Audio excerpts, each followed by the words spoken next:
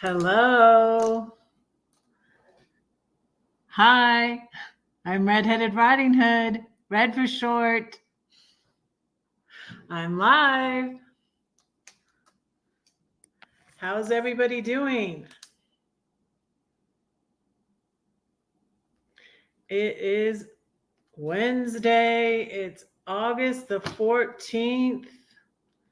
Man, we're all almost halfway through the month of August already. That is unbelievable. Red's followers are called flames. I'm going to light this raspberry mint mojito candle, and I have a lighter.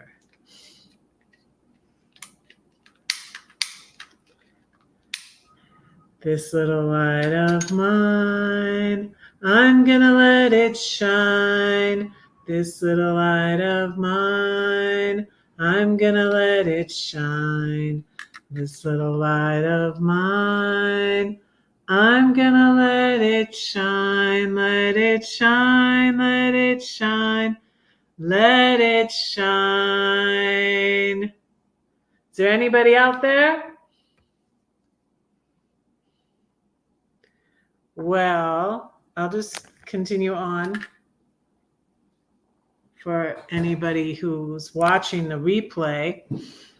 I just did a premiere of my William Barclay's Daily Celebration about mind over matter, which was about faith and what I was thinking about doing. And it's a long story. It's in the book of Genesis. Is reading you guys the book. Not the book, not the whole book, because it's too long. It's in the book of Genesis, and it's the story of Joseph.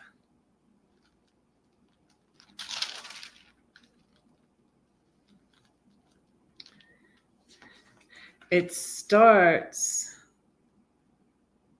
in Genesis 37.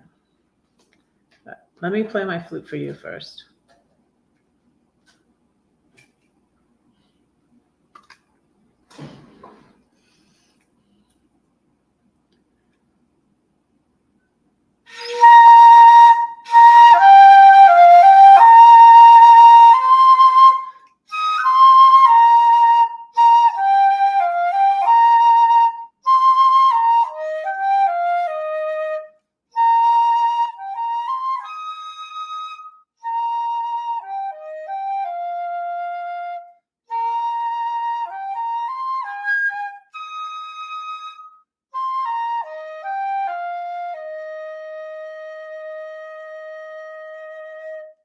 I still need to practice my flute. I've been playing since I was very young, and yeah, on again, off again. I don't practice that much, but anyways, I need to. But hopefully I'll get to that. I'm going to share out my live. I have so many windows open. It's ridiculous. It's really, really ridiculous.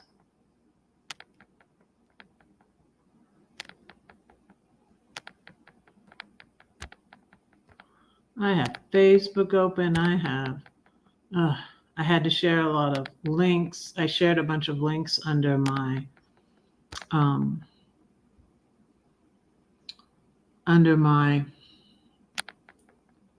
devotion.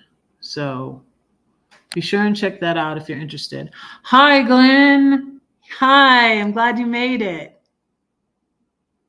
Welcome, welcome. How's it going? I wasn't sure. I went back and looked at Lindy's live because I missed the beginning of it because I wasn't sure if she was going to do her members live. And so, yeah, I'm kind of yeah, it kind of worked out good for me. I hope she's resting and stuff. And I been working on my channel. And so, yeah, I'm to my new job. This is my new job. This is my job. um, so, oh, okay. Let me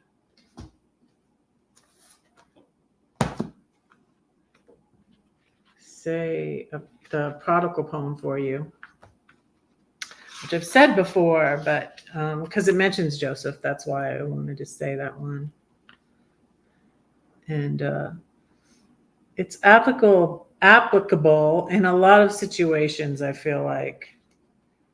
And it's called The Prodigal. I wrote it with a specific one of my children in mind, but like since then, I'm just like, oh, this is me.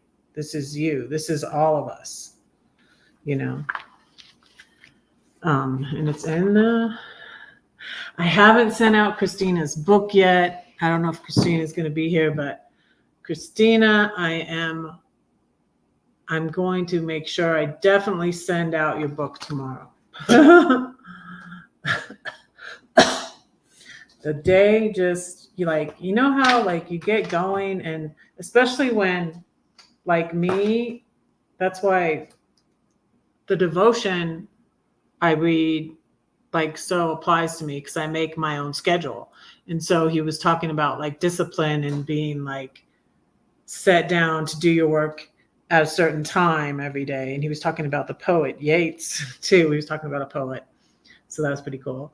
And I was like, so that's like me. I make my own schedule, and it's just like the day got away from me. And I haven't walked yet. I haven't made, I might make dinner on here. I'm not sure though. There you are. Yes, there you are. Hi. I'm making my prayer list. Making a list, checking it twice.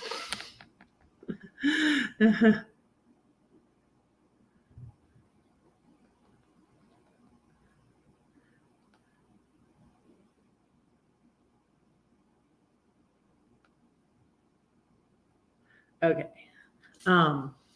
So yeah, I'm gonna read you the prodigal poem. And I mentioned Joseph in this poem, but it's like the things, like God uses everything in our lives and it just to work out the end outcome, I guess, you know. And but I mentioned, you know, that his father kind of showed favoritism, and it wasn't good for Joseph because his siblings didn't like him much. But then, well, I'm going to read you all the story, and since it's a long story, I'm probably going to finish it on Friday. But something came to me recently, and I understood the end of the story better, because I never really understood what Joseph does at the end of the story.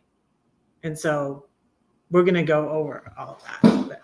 So tonight and on Friday, I'm going to read you the story of Joseph. But first, I'm going to say this poem. This is a prodigal. The verse before this I put is a verse dear to my heart.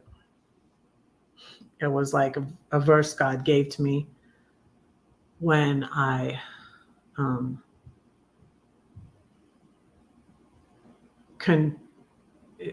it's another long story, but when I continue to just be estranged from some of my children. And it goes like this: refrain your voice from weeping. It's from Jeremiah 31, 16 and 17.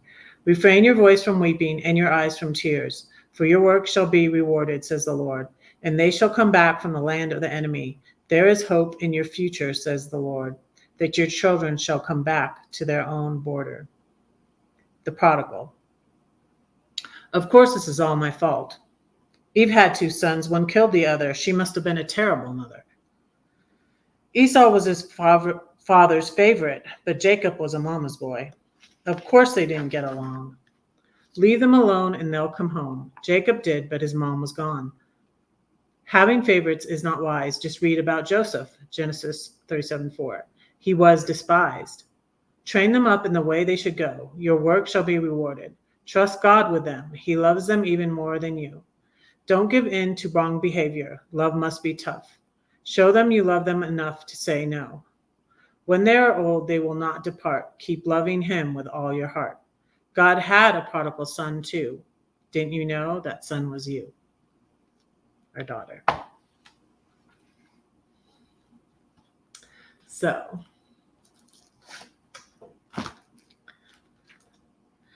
how is everybody doing?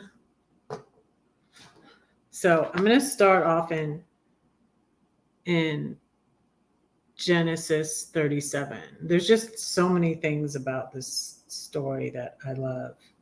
And the devotion today was on faith. So that kind of goes with this too. So now Jacob dwelt in the land where his father was a stranger, in the land of Canaan. This is a genealogy of Jacob. Joseph, being 17 years old, was feeding the flock with his brothers, and the lad was with the sons of Bilhah and the sons of Zilpah, his father's wives, and Joseph brought a bad report of them to his father. So some of this, I guess, he got into himself. Now Israel loved Joseph more than all his children, because he was the son of his old age. Also, he made him a tunic of many colors. Oh, I just noticed. Oh, wow. I just noticed a mistake in my poem. I was thinking, oh, I'm confused. Because I was thinking Joseph was Jacob's son, but he was Israel's son.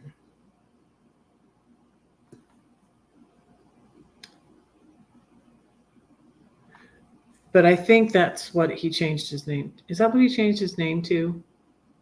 I think so. Jacob and Esau. Now I'm hung up, but I'm going to keep reading. Yeah, I had a good day. I haven't gotten to cleaning my room yet because I cleaned out here on Monday, but I'm getting stuff done.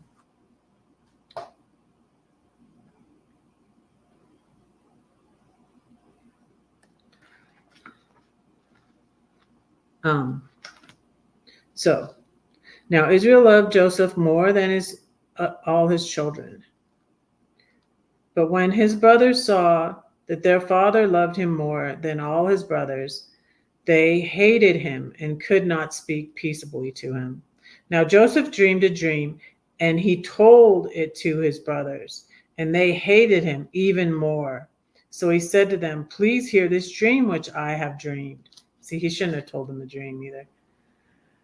There we were, binding sheaves in the field. Then behold, my sheaf arose and also stood upright, and indeed your sheaf stood all around and bowed down to my sheaf. And his brothers said to him, "Shall you indeed reign over us? Or shall you indeed have dominion over us?" So they hated him even more for his dreams and for his words. Then he dreamed still another dream and told his brothers and said, "Look, I have dreamed another dream, and this time the sun, the moon, and the 11 stars bowed down to me." So he told it to his father and his brothers, and his father rebuked him and said to him, "What is this dream that you have dreamed? Shall your mother and I and your brothers indeed come to bow down to the earth before you?" So even his father is rebuking him now. And his brothers envied him, and his father kept the matter in his mind. Then his brothers went to feed their father's flock in Shechem, and Israel said to Joseph, Are you are your brothers feeding the flock in Shechem? Come, I will send you to them. So he said to him, Here I am. Then he said to him, Please go and see if it is well with your brothers and well with the flocks, and bring back word to me. So he sent him out of the valley of Hebron, and he went to Shechem. Now a certain man found him there and was wandering in the field, and the man asked him, saying, What are you seeking? So he said, I am seeking my brothers. Please tell me where they are feeding their flocks. And the man said, They have departed from here, for I heard them say, Let us go to Dothan. So Joseph went after his brothers and found them in Dothan. Now when they saw him afar off, even before they came near them, they conspired against him to kill him. Hey, Letitia. Hi. How are you? I'm reading the story of Joseph. And I did devotion today on, it was on faith. It was about cramps, but it was on faith. I'm like blurry. I look blurry. How is the picture on you guys' end? I think it's just me.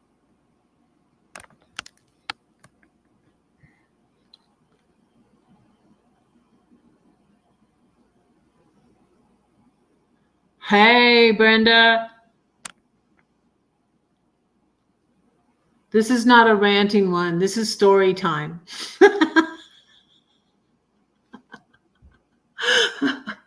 This is not a ranting live. I don't know, but those seem to get a lot of views.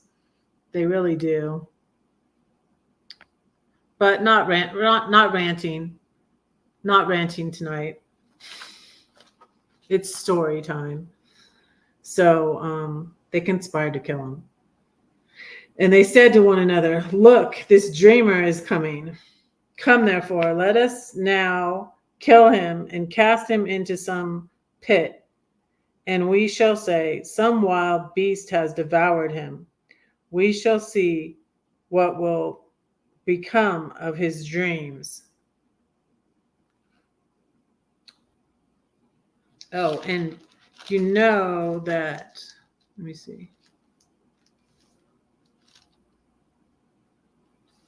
Did I? I don't know if I read the part where he made him the coat,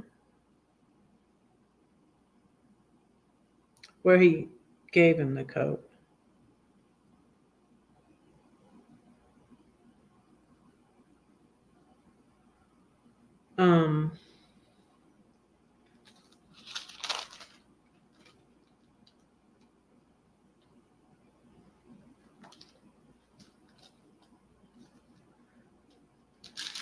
Yeah, so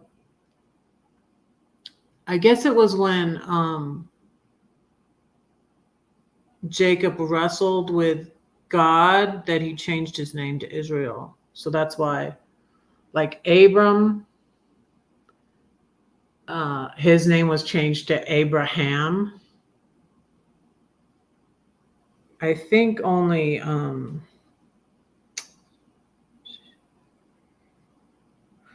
whose name wasn't changed? I think all of their names were changed. well, not well, Joseph's name was changed when he went to Egypt. Yeah, so you're going to be able to go live from Burning Man, Brenda. That'll be cool. That will be cool.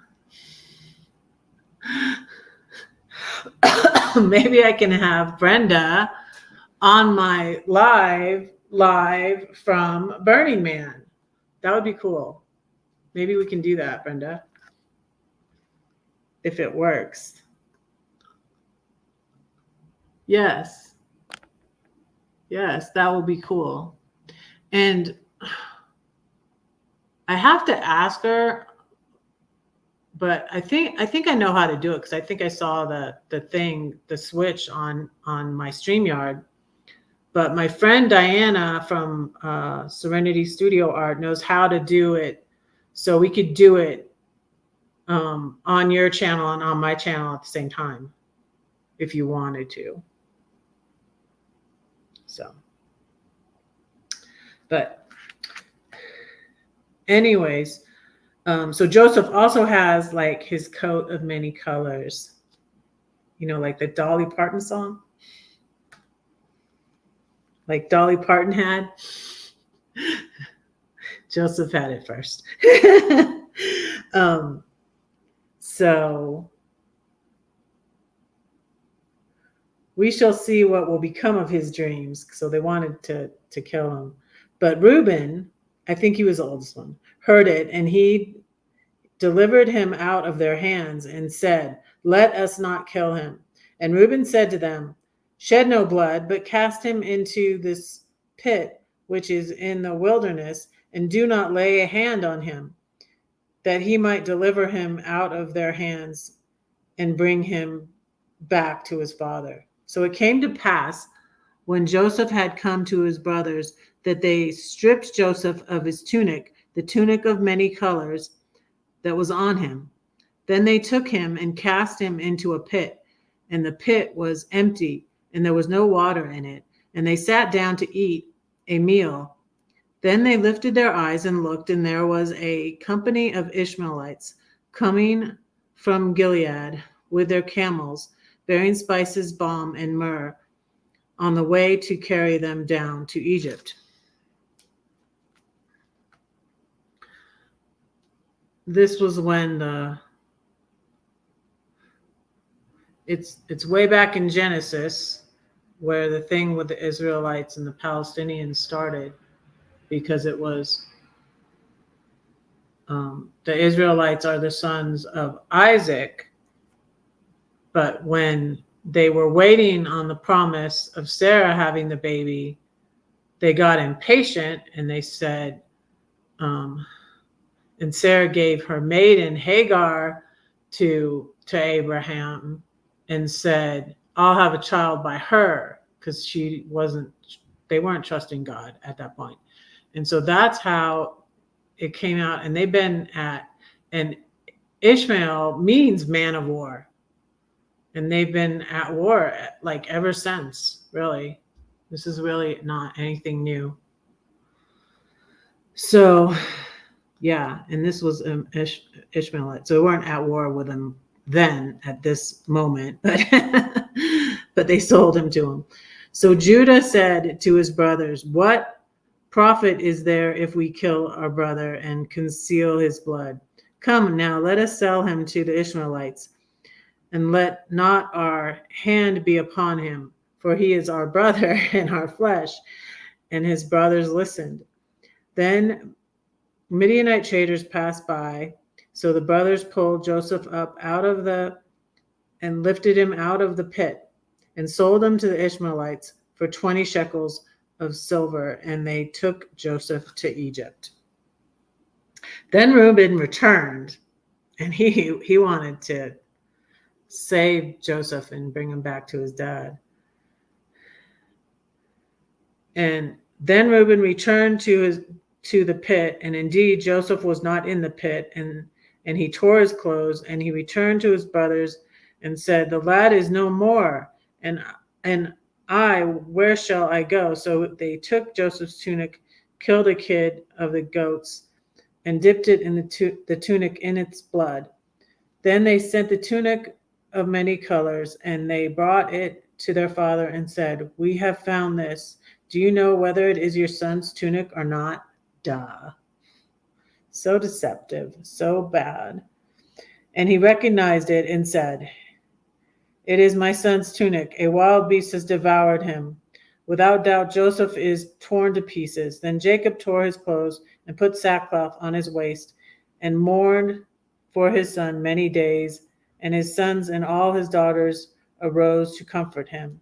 But he refused to be comforted, and he said, "For I shall go down into the grave to my son in mourning." Thus his father wept for him. Now the Midianites had sold him in Egypt to Potiphar, an officer of Pharaoh and captain of the guard.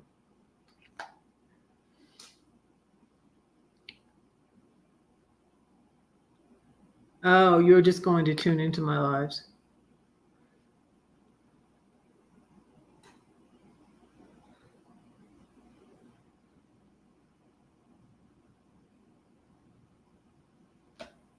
I'm sorry, I'm looking at my phone. I don't get any messages, so it wasn't any messages. I hardly get any messages, I should say. Not too many. A lot of them are for the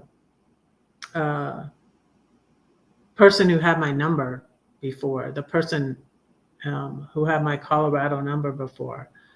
I get lots of messages for her. And now, like, I know her name and everything. And that's what really made me quite alarmed about not losing my old number, because it was on a lot of things. And so I got my old number back. So I have two numbers. I have a Colorado number and I still have a Georgia number. So now what happened to him in Egypt. So now Joseph had been taken down to Egypt, and Potiphar, an officer of Pharaoh, captain of the guard, an Egyptian, bought him from the Ishmaelites who had taken him down there. The Lord was with Joseph, and he was a successful man, and he was in the house of his master, the Egyptian. And his master saw that the Lord was with him, and that the Lord made all that he did to prosper in his hand. So Joseph found favor in his sight and served him. Then he made him overseer of his house, and all that he had he put in his hand. And so it was the time that he made him overseer of his house and all that he had, that the Lord blessed the Egyptian's house for Joseph's sake. And the blessing of the Lord was on all that he had in the house and in the field. So he left all that he had in Joseph's hand, and he did not know what he had except for the bread which he ate. And Joseph was handsome in form and appearance. Now it came to pass after these things that his master's wife cast longing eyes on Joseph, and she said, "Lie with me." This is in the Bible. Spicy story. This is in the Bible, y'all. And he refused and said to his master's wife, "Look, my master does not know what is with me in the house, and he has committed all that he has to my hand. There is no one greater in this house than I, nor has he kept back anything from me but you, because you are his wife. How then can I do this great wickedness and sin against God?" So it was that she spoke to Joseph day by day. She tried to wear him down, but he did not heed her to be with her or he did not heed her to lie with her or to be with her. But it happened about this time, when Joseph went to the house to do his work, into the house, and none of the men of the house was inside, that she caught him by his garment, saying, "Lie with me." But he left his garment in her hand and fled and ran outside. This is how he gets in trouble. That she called to the men of the house and spoke to them, saying, "See, he has brought in to us a Hebrew to mock us. He came in to lie with me, and I cried out with a loud voice. And it happened when he heard that I lifted my voice and cried out that he left his garment with me. He fled and went outside. So she kept his garment with her until the master came home. Then she spoke to him with words like these, saying, "The Hebrew servant whom you brought to us came into me and to mock me. So it happened." She basically said he raped me. "So it happened as I lifted my voice and cried out that he left his garment with me and fled outside. So it was when his master heard the words which his wife spoke to him, saying, 'Your servant did to me after this manner,' that his anger was aroused, and Joseph's master took him and put him into the prison, a place where the king's prisoners were confined, and he was there in the prison. But it says again, the Lord was with Joseph and showed him mercy, and he gave him favor in the sight of the keeper of the prison. And the keeper of the prison committed to Joseph's hand all the prisoners who were in the prison.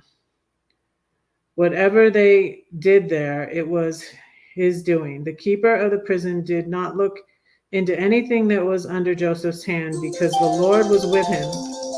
And whatever he did, time for me to pray for my kids.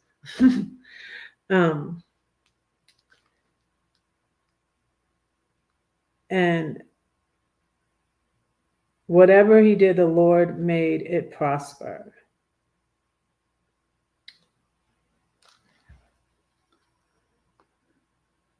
You still get mail for people who lived in your house 30 years ago? Wow. That's crazy. That is crazy.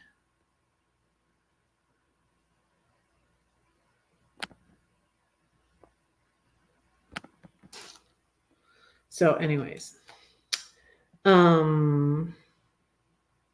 me see. I might. It's a lot. This is a long story. It's the whole end of the book of. It's the whole Joseph's story is the whole end of the book of Genesis. From 37. There's a couple of little, things in here, but mostly it's about Joseph to chapter 50. Hi, retired and love living burl. Wait, I know your name. I wrote it down. Cheryl, that's it. I remember Cheryl. Right?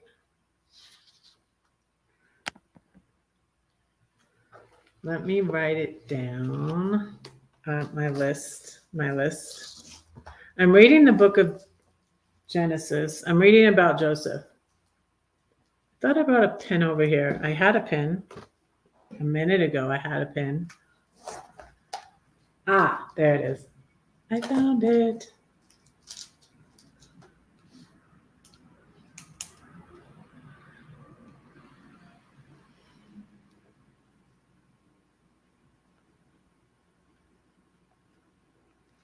So, how are you?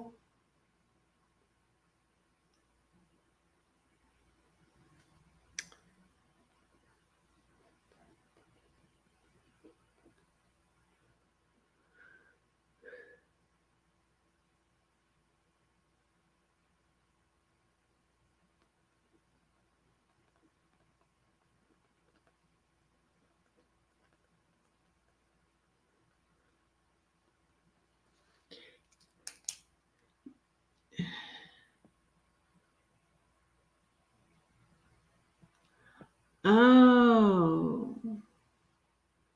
Do you have two channels? Are you the Sharon channel too?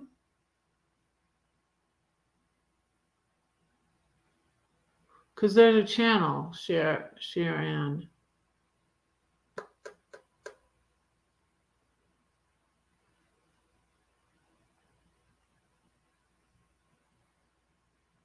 Oh, your rash is going away. Okay. You were feeling a bit sick in the middle of the night last night, but today has been a lot better and the rash is going away now.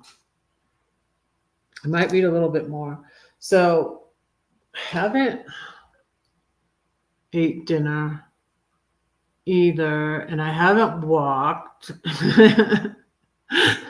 And so I might throw my pork chops on the grill.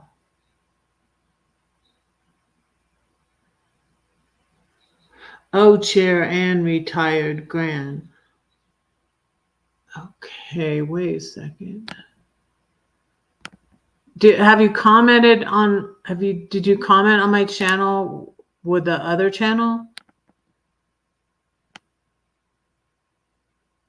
Let me see. I'm looking.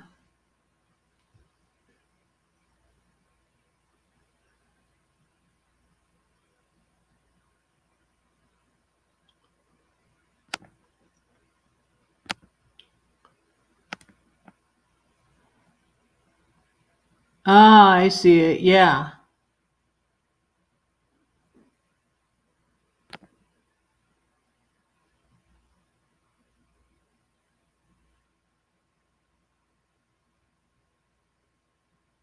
Yeah, I'm in Denver. I'm in Colorado. I'm in Denver, Colorado. It is warm in here.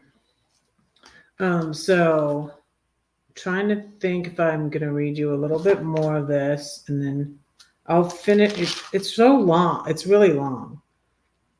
I'm in I'm almost to chapter 42. And that's not even done with that's where I am when I was reading it this morning.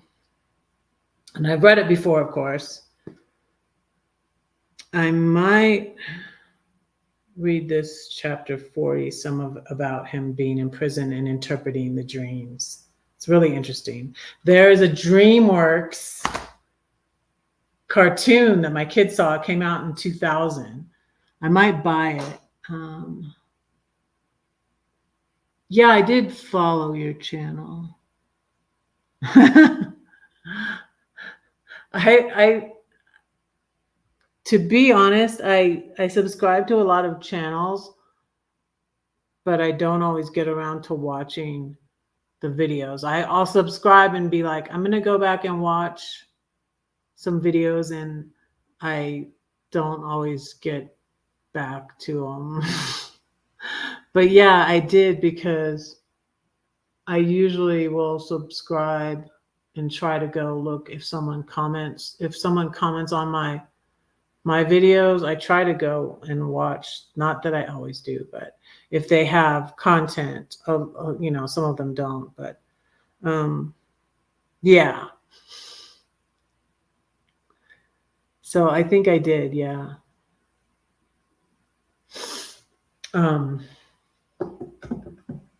It's warm in here. So I think I'll open the door. Let me see. I wonder how.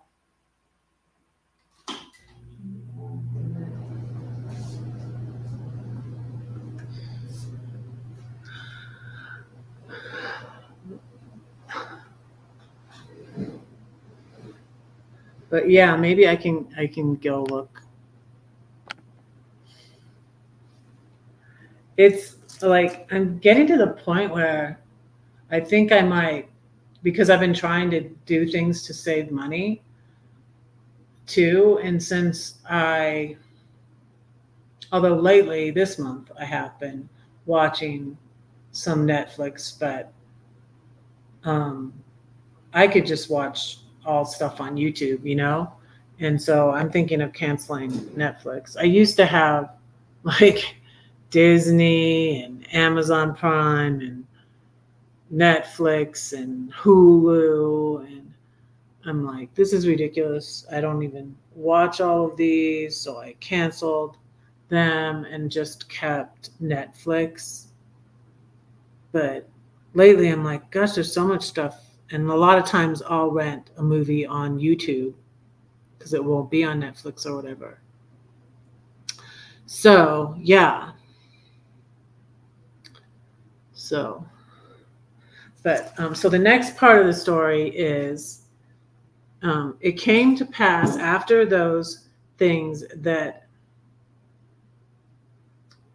the butler and the baker of the king of Egypt offended their lord, the king of Egypt. And Pharaoh was angry with the two officers, and the chief butler and the chief baker. So he put them in custody in the house of the captain of the guard, in the prison, the place where Joseph was confined. And the captain of the guard charged Joseph with them, and he served them. So they were in custody for a while. Then the butler and the baker of the king of Egypt, who were confined in the prison, dreamed a dream, both of them, each man's dream in one night, and each man's dream with its own interpretation. And Joseph came in the morning and looked at them and saw that they were sad. So he asked Pharaoh's officers who were with him in the custody of his lord's house, saying, "Why do you look so sad today?" And they said to him, "We each have dreamed a dream, and there is no interpreter of it." And Joseph said to them, "Do not interpretations belong to God? Tell them to me, please." Then the chief butler told his dream to Joseph and said to him, "Behold, in my dream a vine was before me, and in the vine were 3 branches. It was as though it budded, its blossoms shot forth, and the clusters brought forth ripe grapes. Then Pharaoh's cup was in my hand, and I took the grapes and pressed them into Pharaoh's cup and placed the cup in Pharaoh's hand." And Joseph said to him, "This is the interpretation of it. The 3 branches are 3 days.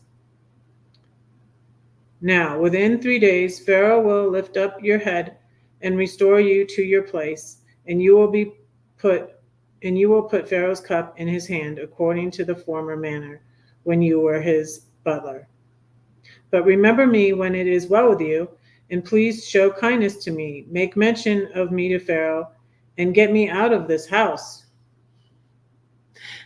Now, if he had not done that dream first, it might have not been good. The other guy might not have wanted to know. But then, when the chief baker saw that the interpretation was good, he said to Joseph, "I also was in my dream, and there I had 3 white baskets on my head. In the uppermost basket there were all kinds of baked goods for Pharaoh, and the birds ate them out of the basket on my head." So Joseph answered and said, "This is the interpretation of it. The 3 Joseph's brave. Joseph's brave. The 3 baskets are 3 days. And within 3 days, Pharaoh will lift off your head from you and hang you on a tree, and the birds will eat your flesh from you." Ooh, why did he have to be so graphic? $7. Yeah, it's $7. Yeah. A good one to get is Max. Oh, you know what? I had HBO Max for free because of my AT&T phone, and I never could figure out. I tried to figure out how to get it on the TV, and I didn't. I should see if I still have it and how to watch it. Yeah, Joseph was a trip, right?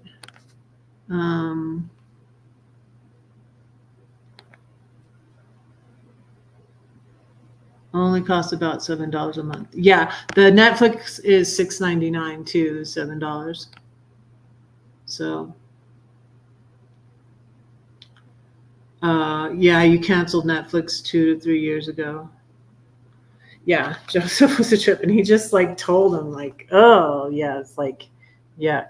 Now it came to pass on the 3rd day, which was Pharaoh's birthday, that he made a feast for all his servants, and he lifted up the head of the chief butler and of the chief baker among his servants. Then he restored the chief butler to his butlership again, and he placed the cup in Pharaoh's hand, and he hanged the chief baker as Joseph had interpreted to them. Yet the chief butler did not remember Joseph, but forgot him. Ungrateful. But then this story is good. And I had a friend at church, because I'm really there's so many reasons why I like this story. I've always liked this story, and I've also always felt like sort of like an outcast. I sort of felt like different in my family, and I sort of felt like that my older siblings were jealous of me and stuff. And since I was little, I've had dreams, and I've had dreams that have come to pass, and it's not always like years ago when I was a teenager. I think it's when it started is when I was a teenager, because I don't remember my dreams from when I was very little. It started when I was a teenager. So that's when Joseph had his dreams, I guess. So I had a dream. Sometimes it's little stupid stuff. Like one time I dreamed my class ring. I have a class ring from Boca Raton High School, community high school, with a butterfly on it. And I got it when I was a junior. And so then the following year when I was a senior, I dreamed one night that the stone was loose in it. And then I go into school, and they announce over the intercom, they're like, the Jostens person is here in case there was nothing the matter with my ring, though. I didn't do it, but I just went, what? Because I just like dreamed about my class ring. And then they said, I didn't even know they were going to do that. I was like, well, there's nothing the matter with my ring, but that was weird. And way back then, I did dream that my brother Tim passed away. He was living with us. He was living in Florida at that time. So that's probably why I dreamed about him. And I think I told him about it. He said, I've been close to death many times. He was like bragging about it. Okay. All right. So, and he passed it was much later, 2005. But he passed the year my daughter was a senior in high school and graduated. And he wrote to her. He wrote to Sarah, because she was like the oldest grandchild. She was the oldest, and he wrote her a really nice letter. And I had my husband help me. Well, I like told him what to put in it and everything. My husband did a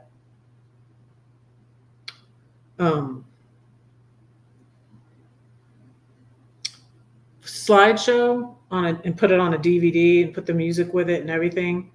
And at the end, I gave him a picture of the end of the letter where it says, with all my love, Tim. And so he put that at the end of the slideshow. That was in 2005.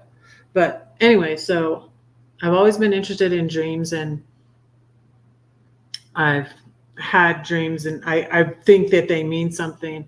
I had said to someone, the same person that sort of rebuked me about my beliefs about hell now. And I said something about a dream and what the meaning of it or something like that. And she said, oh, it doesn't mean anything. It's just like what you were thinking about that day, or blah, blah, blah. She sort of dismissed it. And I'm like, I don't believe that. I think it still means something. And I don't think she was correct. I think she was incorrect. So, anyways, that's another thing I like about the story. So that's the end of that. And also in this story, in the next part, I think I'll read the next part too. Um, then it came to pass at the end of 2 full years that Pharaoh, because he's in prison a while, poor Joseph. It came to pass at the end of 2 full years that Pharaoh had a dream, and behold, he stood by the river. Suddenly there came up out of the river 7 cows, fine looking and fat, and they fed in the meadow. Then behold, 7 other cows came up after them out of the river, ugly and gaunt, and stood by the other cows on the bank of the river. And the ugly and gaunt cows ate up the 7 fine looking and fat cows. So Pharaoh awoke. He slept and dreamed a second time, and suddenly 7 heads of grain came up on one stalk, plump and good. Then behold, 7 thin heads, blighted by the east wind, sprang up after them. And the 7 thin heads devoured the 7 plump and full heads. So Pharaoh awoke, and indeed it was a dream. And it came to pass in the morning that his spirit was troubled, and he sent and called for all the magicians of Egypt and all the wise men, and Pharaoh told them his dreams, but there was no one who could interpret them for Pharaoh. Then the chief butler spoke to Pharaoh, saying, I remember my faults this day. And so he remembers. Ooh. Yeah. Joseph said it best, do not all dreams belong to God? Yeah. I do believe they mean something. Oh, and oh my goodness.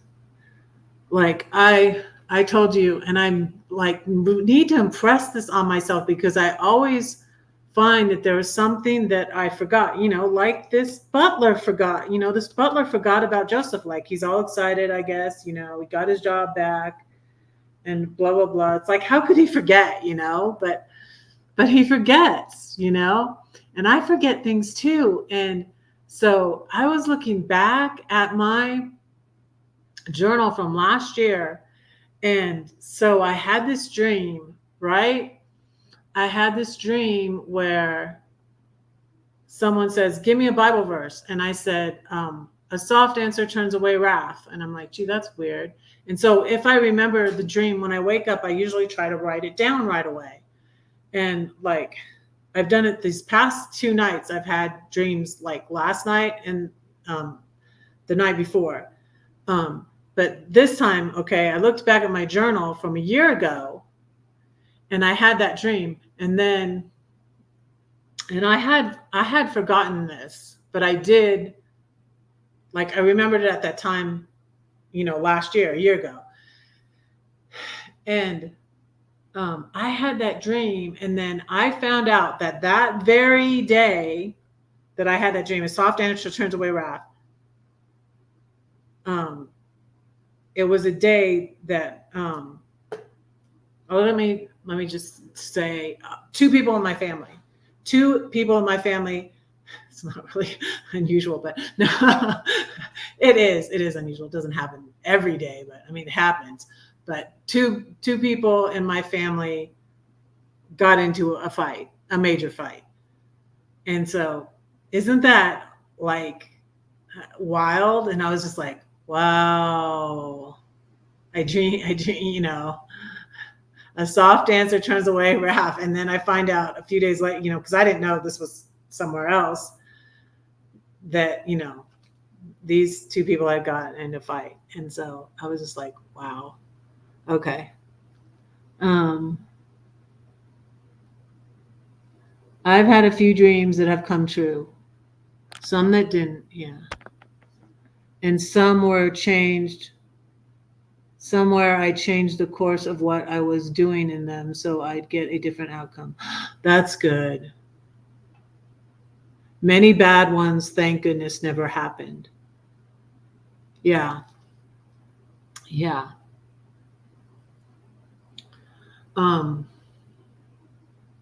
Yeah. Yeah, I had one years ago. Um, about one of my children. And yeah, and maybe that is why I had it, because it's, yeah. And I had the dream I had last night was about one of my children, but it was good. So um, I mean, it was bad, but then it was good. So it was like fixed. It was like it was a dream that gave me hope. So it was good. So yeah, and I just always pray about them, but sometimes they're just very, they upset me. And especially like if you have a bad dream, this is good. Thank you for saying this, Cheryl. Um, because yeah, I've had them, and they scare me. And I had, when I was a teenager too. I had that one about my ring, about my class ring, and then the Jostens, the ring person, was at school.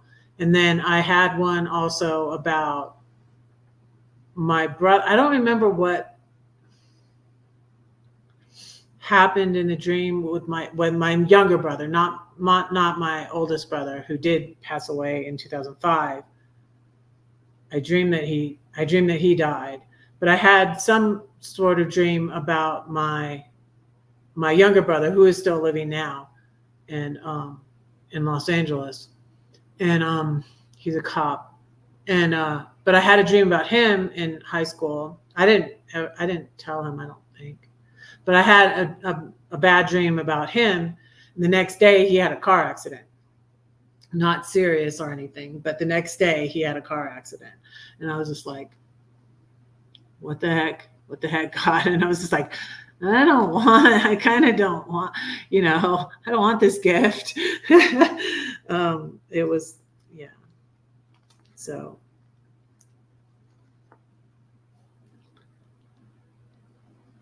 so, um, so then he remembers, I remember my faults this day. When Pharaoh was angry with his servants and put me in custody in the house of the captain of the guard, both me and the chief baker. We each dreamed a dream in one night, and he and I, each of us, dreamed according to the interpretation of his own dream. Now there was a young Hebrew man with us there, a servant of the captain of the guard, and we told him, and he interpreted our dreams for us. To each man he interpreted according to his own dream, and it came to pass just as he interpreted for us. So it happened. He restored me to my office, and he hanged him. Then Pharaoh sent and called Joseph, and they brought him hastily out of the dungeon, and he shaved, changed his clothing, and came to Pharaoh. And Pharaoh said to Joseph, I have dreamed a dream, and there is no one who can interpret it. But I have heard it said of you that you can understand a dream to interpret it. So Joseph answered Pharaoh and saying, It is not in me. God will give Pharaoh an answer of peace. Then Pharaoh said to Joseph, Behold, in my dream I stood on the bank of the river. Suddenly 7 cows came up out of the river, fine looking and fat, and they fed in the meadow. Then behold, 7 other cows came up after them, poor and very ugly and gaunt, such ugliness as I have never seen in all the land of Egypt. And the gaunt and ugly ones ate up the first 7, the fat cows. When they had eaten them, no one would have known, didn't make them fat, that they had eaten them, for they were just as ugly as at the beginning. So I awoke, and I saw I saw in my dream, and suddenly 7 heads came up on one stalk, full and good. And then behold, 7 heads, withered and thin, and blighted by the east wind, sprang up after them. And the thin heads devoured the 7 good heads. So I told this to the magicians, but there was no one who could explain it to me. Then Joseph said to Pharaoh, "The dreams of Pharaoh are one. God has shown Pharaoh what he is about to do. The 7 good cows are 7 years, and the 7 good heads are 7 years. The dreams are one. And the 7 thin and ugly cows came up after them are 7 years, and the 7 empty heads blighted by the east wind are 7 years of famine. This is the thing which I have spoken to Pharaoh. God has shown Pharaoh what he is about to do. Indeed, 7 years of great plenty will come throughout all the land of Egypt. But after them, 7 years of famine will arise, and all the plenty will be forgotten in the land of Egypt, and the famine will deplete the land." See, this is a good lesson too on saving, and it's just a lot of good stuff in the story. So the stuff at the end is why I decided to read the story. The stuff at the end that I didn't understand at first, that I understand better now, is what I want to share with you on Friday. But anyways, back to this part now. And the dream was repeated to Pharaoh twice, because the thing is established by God, and God will shortly bring it to pass. Now therefore let Pharaoh select a discerning and wise man and set him over the land of Egypt. Let Pharaoh do this, and let him appoint officers over the land to collect 1/5 of the produce of the land of Egypt in the 7 plentiful years, and let them gather all the food of the good years that are coming, and store up grain under the authority of Pharaoh, and let them keep food in the cities. Then that food shall be a reserve for the land for the 7 years of famine, which shall be in the land of Egypt, that the land may not perish during the famine. So the advice was good in the eyes of Pharaoh and in the eyes of all the servants. And Pharaoh said to his servants, "Can we find such a one as this man in whom is the Spirit of God?" Then Pharaoh said to Joseph, "Inasmuch as God has shown you all this, there is no one as discerning and wise as you. You shall be over my house, and all my people shall be ruled according to your word.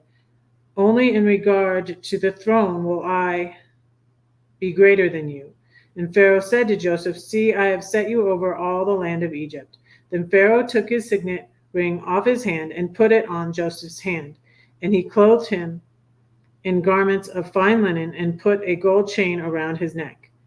And he had him ride in the second chariot which he had, and they cried out before him, "Bow the knee." So he set him over all the land of Egypt. Pharaoh also said to Joseph, "I am Pharaoh, and without your consent no man may lift his hand or foot in all the land of Egypt." And Pharaoh called Joseph's name Zarephath Paneah, and he gave him as a wife Asenath, the daughter of the Potiphera priest of On. So Joseph went out over all the land of Egypt. Joseph was 30 years old when he stood before Pharaoh, king of Egypt, and Joseph went out from the presence of Pharaoh and went throughout all the land of Egypt.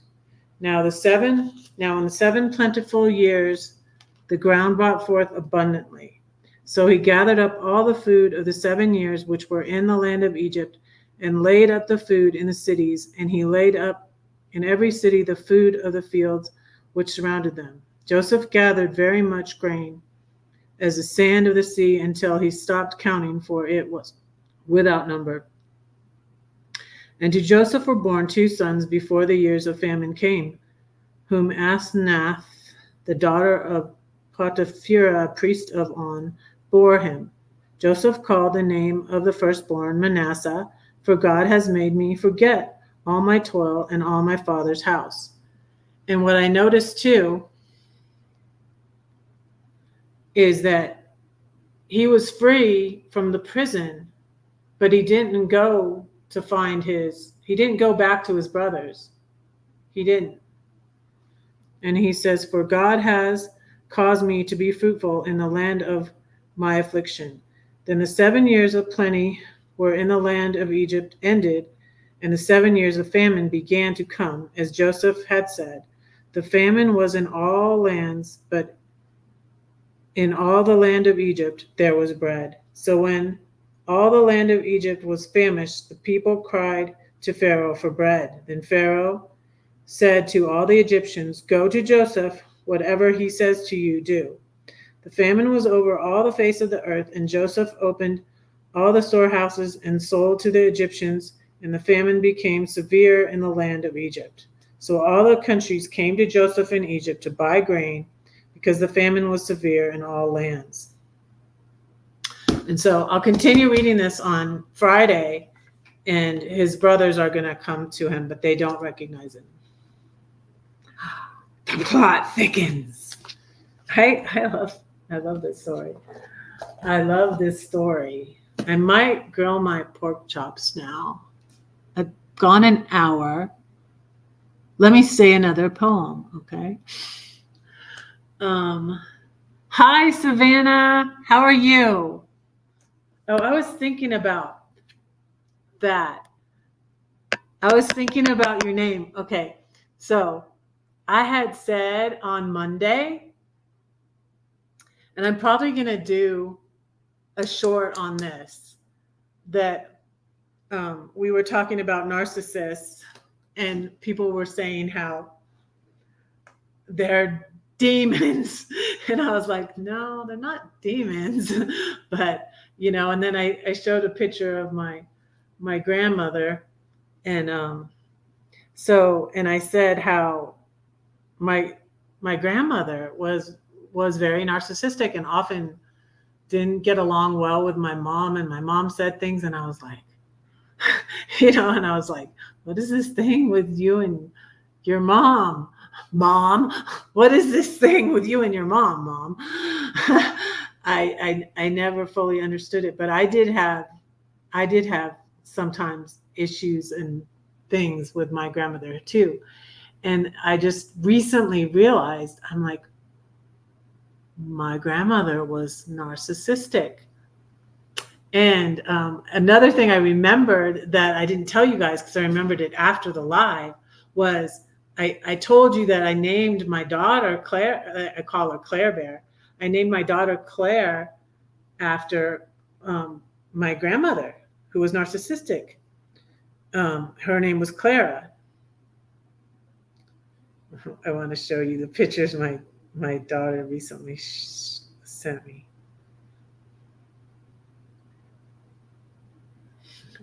There, look, you can't.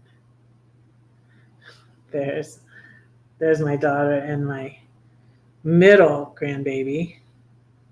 And look, this one's so cute. There's my grandbabies, the two girls. But so one thing that I remembered later too, that my mom said, oh, you could name her Savannah. She was trying to talk me out of naming her after her mother. She was trying to talk me out of naming her Claire.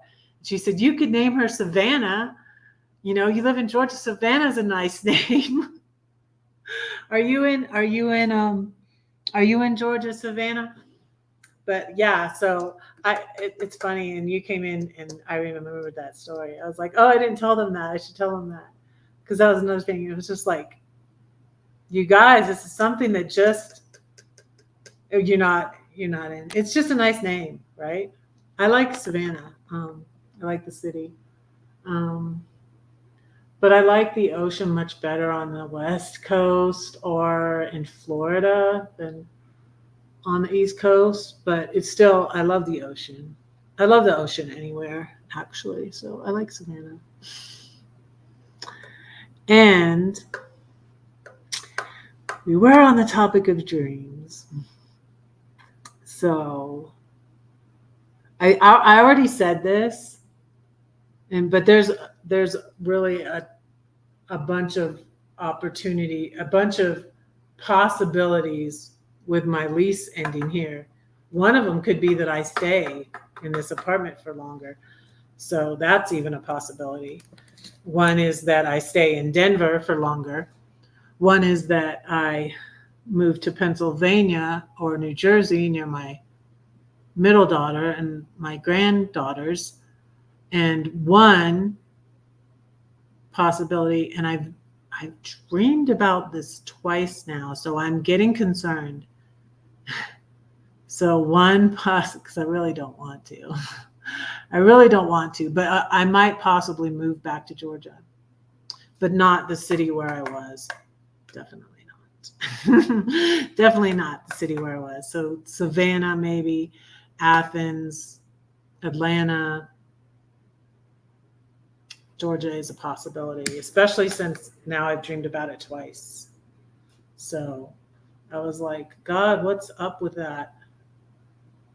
What's up with that, God? I don't want to go back there, really. I like the oh Lord, not Atlanta. I know. I'm like, Atlanta's like LA and there's no beach. It just like sucks, you know? No, I mean, um I think I like all of Georgia. I really do. Um so but I mean I even do like Atlanta, but I mean I like I do like LA. I do, even though a lot of people hate it, but I do like Los Angeles. That's where I'm from, by the way. but but Atlanta's like Los Angeles with no beach and really no no big mountains. I don't know. They have yeah, Helen's pretty. Like I said, that's the only place my ex took me was Helen. Um, yeah, North Georgia is nice and Chattanooga. Um, yeah, when I left Middle Georgia in 2021, when I was in my RV, I flew.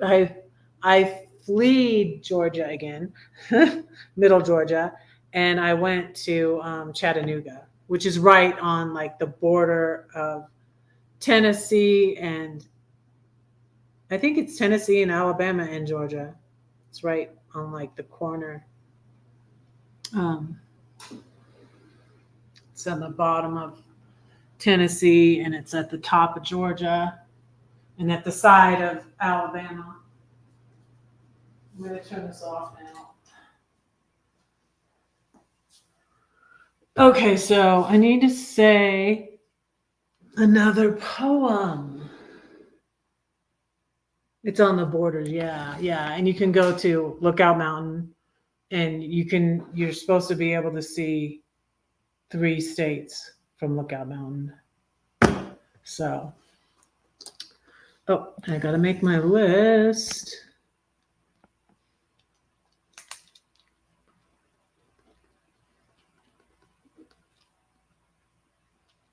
Let me see. 8 watching. Thank you all for being here.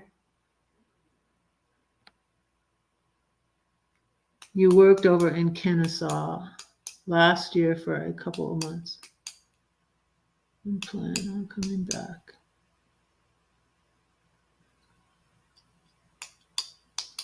Oh, your aunt lived on Lookout Mountain in Tennessee. Cool.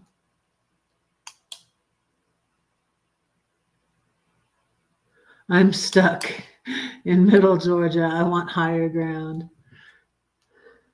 Yeah, I felt like I was stuck there for 30. That's why I'm like, I'm not really so excited. I'm like, what's up with these dreams, God? And I don't know if it's really that he would have me go there to live. Maybe it's just like, maybe temporarily or something like that. But there's a possibility since one my my 2 oldest were there. So my 2 oldest and my ex still live in Georgia, and so one my oldest child's son, my youngest grandbaby. So maybe it just means for a visit. I don't know. But and then I don't think it's time for me to even visit yet. So this is in the future, you know, maybe 7 years and 7 years. Maybe 7 years. No, I don't know if it's like Joseph's dream or not, but we'll see. I always think of the title. I should read this book finally. I'm always talking about this title of this book because just the title of the book preaches. And it's a book by Stormy O'Meriton. It's not one that I read. I've read a few books by Stormy O'Meriton, but not this one. It's called Just Enough Light for the Step I'm On. In other words, you know, God just shows you, you know, and I think that's about the unfinished business, maybe. Yeah, maybe. Mm-hmm. My oldest son, might, I'm not sure if he's back in Georgia yet. I think he might be though. But we will see. We will see. But that is usually where he's been at. So it's been an hour, and I'm making my list.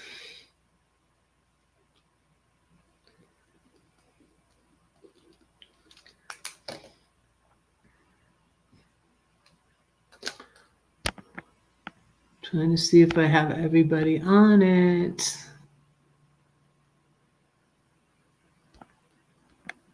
I think I do.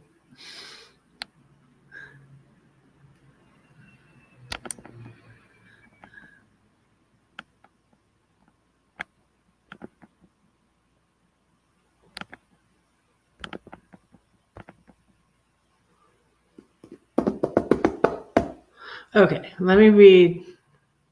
I need to read a poem from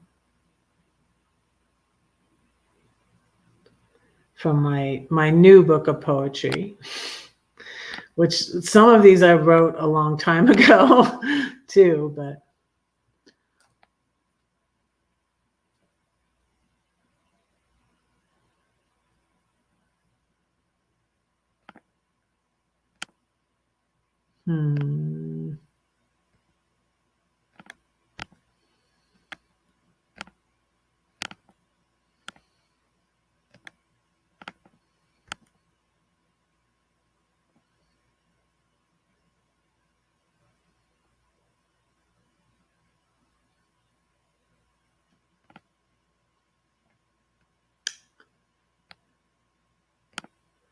I'm looking through my poems. Oh.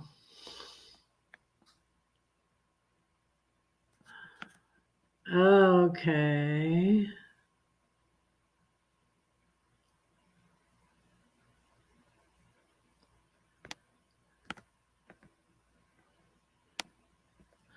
The Garden of Poems. This is in my book of red poems. I have poems inside of me, and they just come out when I'm happy or when I doubt. I sit and think and have a drink of coffee. I'm off, see? I'm always off in more ways than one. I don't have a job, at least not a normal one. So I have more time to sit and sob and write and read and sing and work. I go to the gym, I listen to him. He awakens the north wind, and it blows on my garden, and the poems flow out.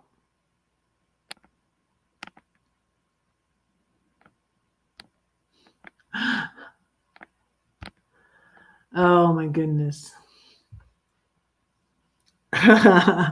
Here's a poem.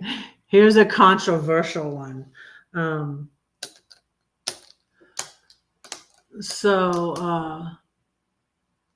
I wrote, there's some poems in the 7-Story Tree about this singer that I met.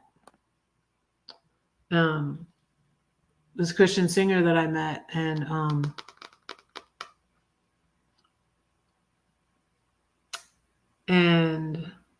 I liked him, but then I found out he was married, and his wife was a redhead too. And so at first I thought, I was like, well, maybe he's, you know, in a bad marriage too. And but no, I later realized that he's probably a narcissist also. But but I went on this cruise, the DC Talk reunion cruise, and I didn't want to meet him again because there was things I was like, I don't. Um, but his wife was a redhead, and two of his daughters actually were redheaded. Um, and I wrote a poem because, and I wanted to meet the other guy, because I was like, oh, so then I started crushing on the guy in the band that was single, Michael Tate. But anyways, nothing became of that. I did get to meet him when I went with the Newsboys to Mexico. But I didn't want to meet the married guy, but I met his wife and I wrote a poem about it. So it's called Two Redheads Meet. And she said, I like your hair. Because I had my hair like this, only it was dyed here. I have this growing out, and it's kind of like blonde. It's like fading. Like I say in my redheaded poem, redheads don't really go gray. They kind of go white, or they kind of just fade usually. So this is called Two Redheads Meet. So I was on this cruise, and I didn't want to run. I prayed about it, and God answered when you're on point. A lot of times He answers my prayers. I did want to meet the single guy in the band, and I didn't. But then that's why I went on the Newsboys trip to Mexico, and then I did meet him. But there weren't really any. I crushed on him for a little bit, but he didn't. And I no longer do that. And I recognize what it is. It's called limerence. It's when you're crushing on someone that doesn't like you. And it's really stupid. So this is called Two Redheads Meet. She even said, I like your hair. I said, I like yours too. I always say that to redheads. I like your life. I had it once. I was like the trophy wife with a hunky husband, the big house, and the slew of adorable kids who adored me until it all went up in smoke. What is this? Some kind of cruel joke? Should I warn her? Don't I care? Do I dare to tell her the truth? But she's so happy, or so it seems. I'll let her be. But does she cry at night like me? Prayer is always best. I'll let her have a rest. I like your hair, she said to me. I like yours too. And that was it.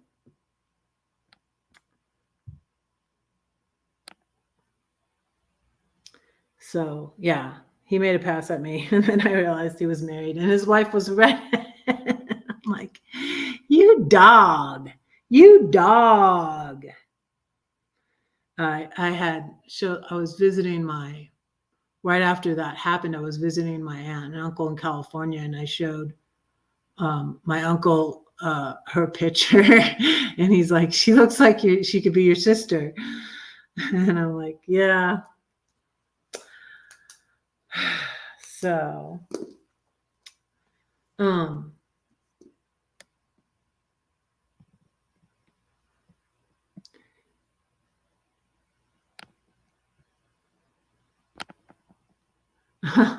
yeah. The dog had a type. Yeah. Exactly. It's kind of like where the name, my Redheaded Riding Hood name originated, though. It's how God gave me that idea for the name, because he called me a wolf. And then I thought of, there was someone on, and also there was someone on Twitter who had the name Florence Ridingale. And so I had the idea for Redheaded Riding Hood. And so that's how I came up with my name. And I, at the last minute, put it on here. It's very tiny, you can see. It's right there. So, yeah. But yeah, that's probably going to be in Red Poems. Yeah.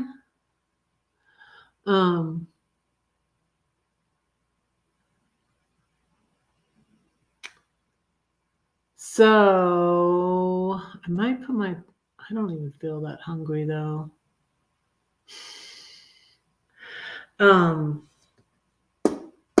What do you think? I can read you the King in the Crown poem. Yeah, I can read you the poem about him. Since we're on that topic, it's on page 38 in my book.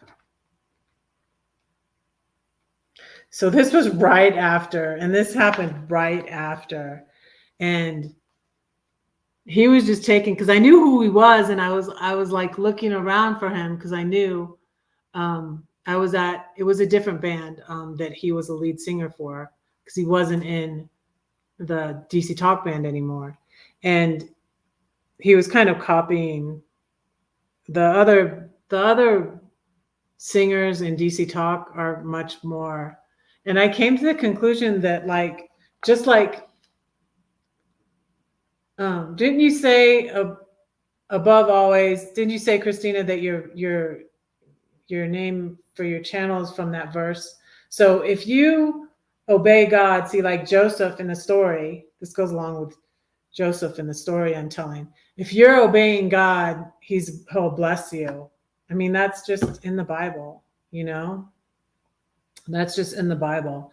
And so the other two members of DC Talk were blessed. Like, you probably heard of Toby Mac. He did good in his career single, and Michael Tate is in is the lead singer of the Newsboys. But the other guy, I'm not gonna say his name. Anyways, let me just read you this poem. I'm not gonna say his name. You can look it up if you want.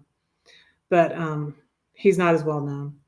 But this is the poem I wrote about him. And this happened like right after we separated. So like I don't know which way is up. Like we separated, and I'm thinking about, and I wasn't aware, like I knew he was passive aggressive. My pastor said, why don't you read this book, Living with, and of course in the Baptist church, they don't want you to get a divorce at all. And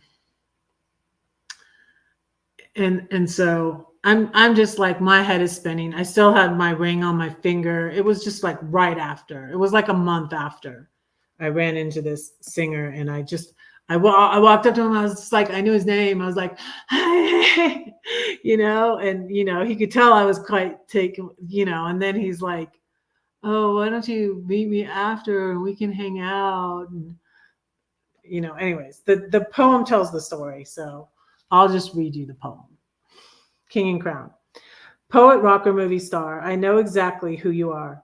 I Google you and a million pics pop up. After 10 minutes, do you think you know me? I am much more than what you see. What is it that you seek? For I am not your average Jesus freak. I put in little things from his songs. Perhaps you see the fear and longing in my eyes, but I am so tired of lies. Yes, there's a ring on my finger, yet my heart is cold. Sometimes I feel fat and old. Bad boy, believer, philanderer. But I am no better than you. We are just the same, we two. Sinners saved by simple grace. Do you want to see me again? How can you see me again when you missed me the first time?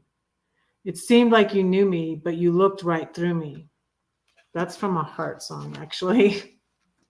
Magic Man.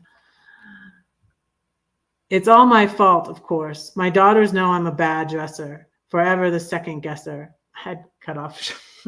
I had my Daisy Dukes on, actually. It was hot in Georgia. It was summer. Well, no, it was spring, but it was hot.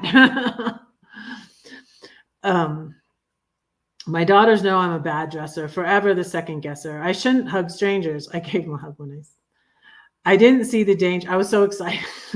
I didn't see the danger until you said, I'll see you later. I felt the light touch on, he was like, that was later, but I felt the light touch on my back. Don't dwell on all the things you lack. Could this be a satanic attack? The chills go down my spine. I hear the hubby say, you are mine. There's tension in the air. I want to walk you to your bus. I hear the dark-haired one again. What about us? I'm through with you. If you hadn't had come, I wouldn't be here hanging on this cliff. I'm listening to him saying he wants to see me again. Oh my God, that voice. Come on, Susan, make the choice. The right one, wake up. That's his voice. This guy has a really good, his voice is better than the other two guys that are successful. You know what? Because I feel God has blessed them because of their obedience to God. I don't know, but that's my take on it. But this guy has a really good voice. That's his voice saying, remember me, king and crown one day we'll meet. Don't let what the womanizer says go to your head. He just wants you in his bed. This man's a mess. A hot mess, just like you. But the king desires my beautiful heart. He delivers me, will never part. This is from Psalm 45. This is also where my crown poem, there's many inspirations for my crown poem, but the main inspiration was Psalm 45. The king desires my beautiful heart. He delivers me, will never part. The princess is all glorious within, also from Psalm 45. She doesn't want to sin, she only wants to honor him. I'll worship my king forever, I'll sing. My heart overflows with this theme. That's also from Psalm 45. So to you I'll say goodbye. Jesus loves both you and me. Surrender all to him and you'll see. He makes us all royalty. And I am still a fan of you. Just not what you do. Most importantly, he is too. God still loves him, you know?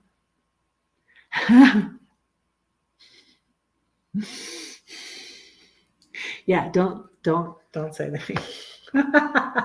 Don't say the name. It's okay. Yeah. Certain people will know who I'm talking about.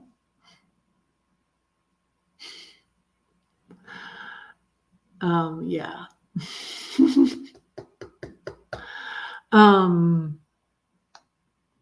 Oh, so you want to grill with me? I'm gonna turn the grill on and put my pork chops on the grill.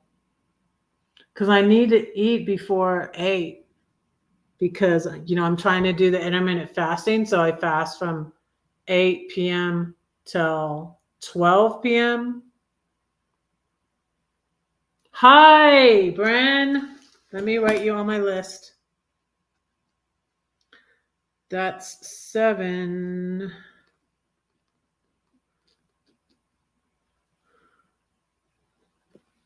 Okay.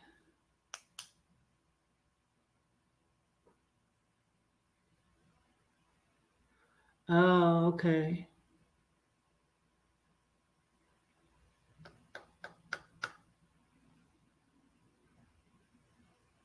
I do if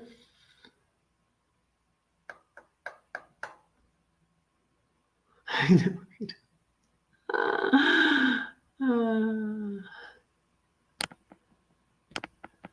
Thank you, Letitia.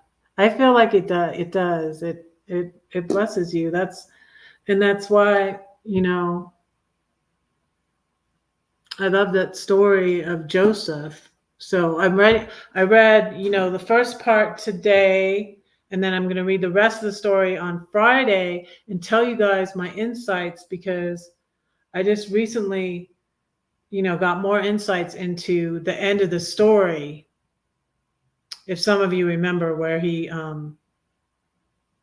accuses them of stealing, he accuses, he gets them to bring back his younger brother. Well, we'll get to it. We'll get to it on Friday. And I'll talk about it. So I don't know what you do if I don't know what you mean. I'm gonna go turn on the grill and I'm gonna get my pork chops. I have this interview on here.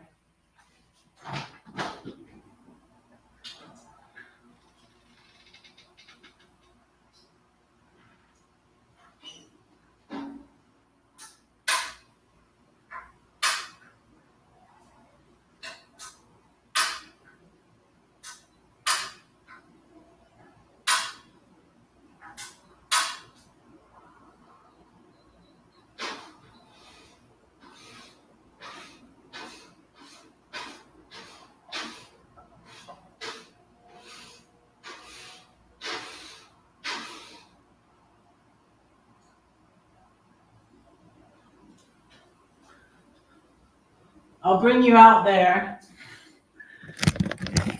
I got some plants and I'll show you.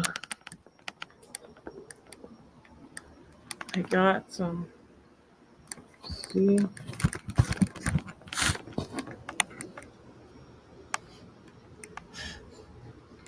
Can you see my plants? There's the grill. Am I still connected? Can you see me?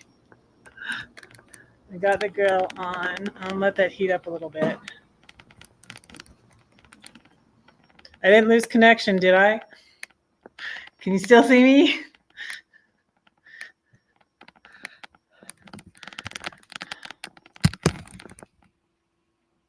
I'm gonna get my chops out. I have pork chops. Only $5. Boneless pork loin chop, 5 counts, and then some scalloped potatoes. See, did you see the plants? Okay, you did. This is usually about 4 minutes.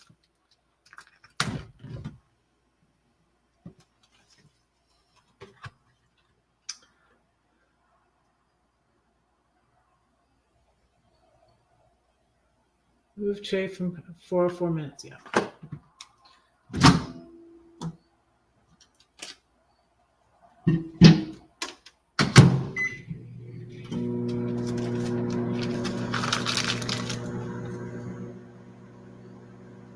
Oh, good night, Cheryl. Sharon. Oh, hi, Elsa. Hi. Oh, good to see you. Hello, hello,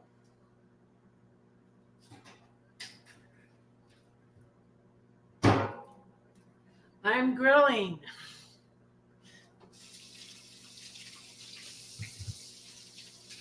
This is a variety show.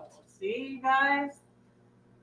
This is a variety show. I read you a story. I said some poems. Now I'm cooking.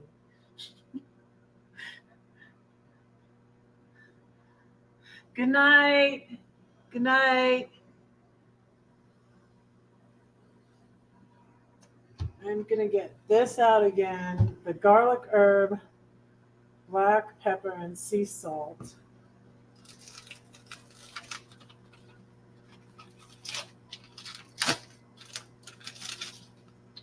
And I'm going to season these.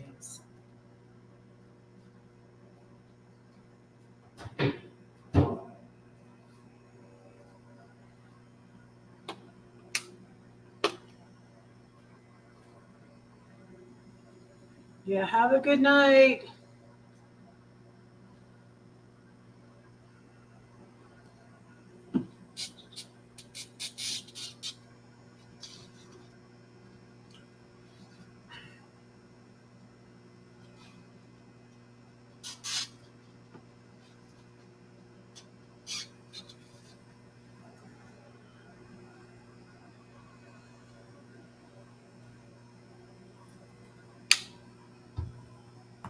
Okay.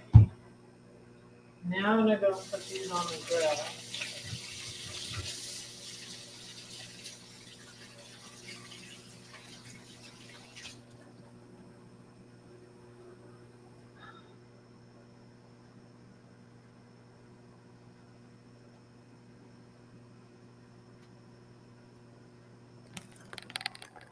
Put you back over here.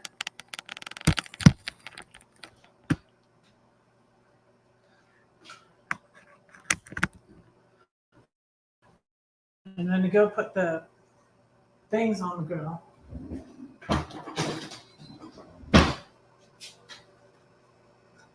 I got this.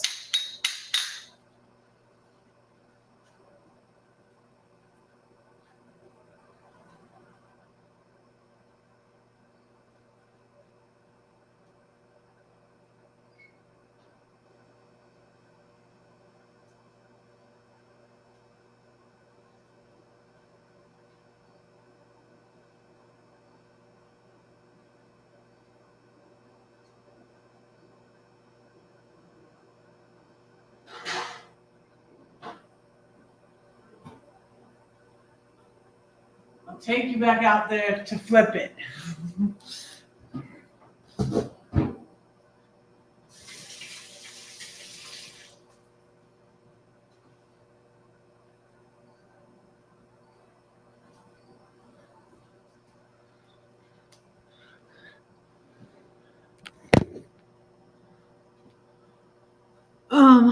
Yeah, I might could make a salad. What do y'all think? I might make a salad too. Ooh, my scalloped potatoes I love those scalloped potatoes.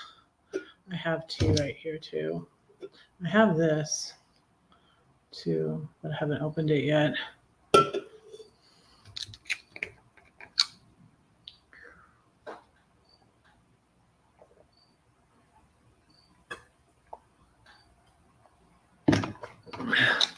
Oh, I forgot to set the timer. I need to set the timer.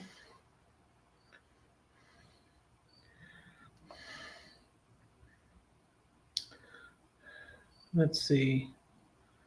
Give it 3 minutes.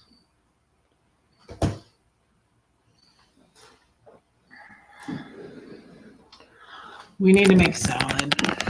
Let's make salad.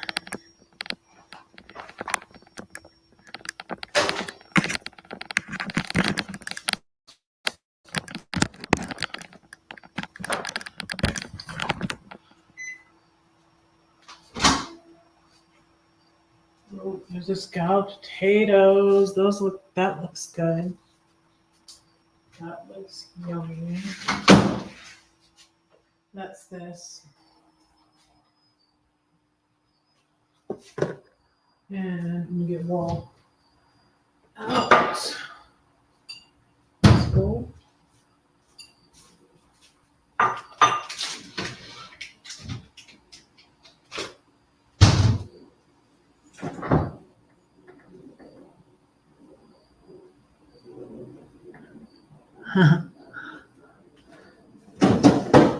Well, I'm always gonna say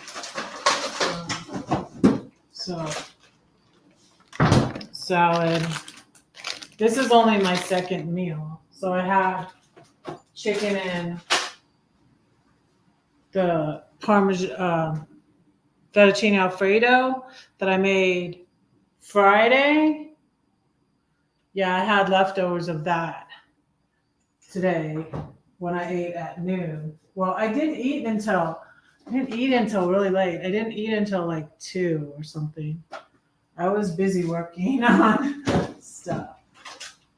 Tomatoes, cucumber, onions, carrot for my salad on Friday. So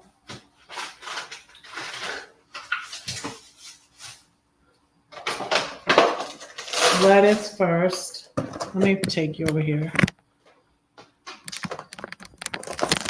Yeah, this is the same stuff I have. Lettuce. I need to go flip my... I'll take you out there to flip the pork chops. And lately I've been eating my stuff that was in the freezer. So some of my egg rolls I had yesterday and lasagna. But lasagna is not good for losing weight. There's my timer.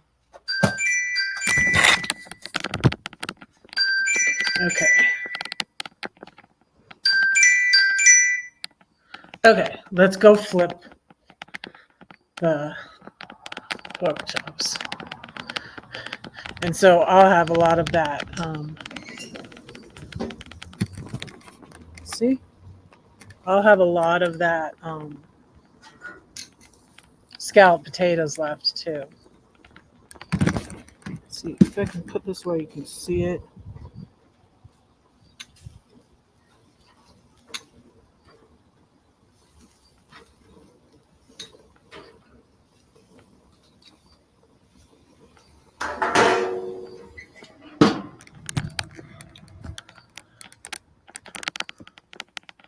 Okie dokie.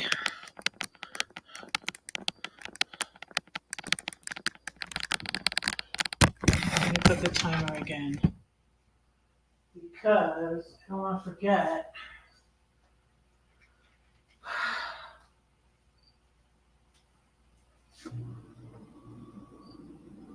There, 4 minutes. And they should be done. Okay, so there's the lettuce. And some tomatoes.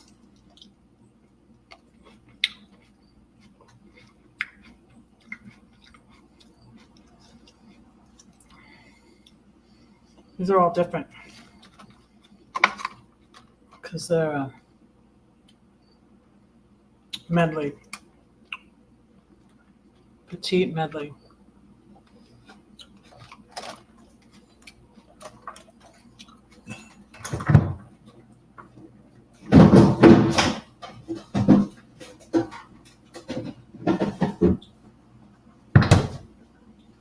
I want to try the potatoes.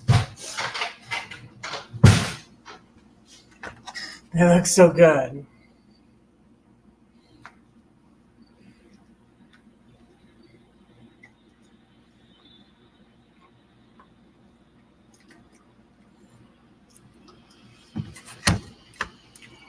Yum.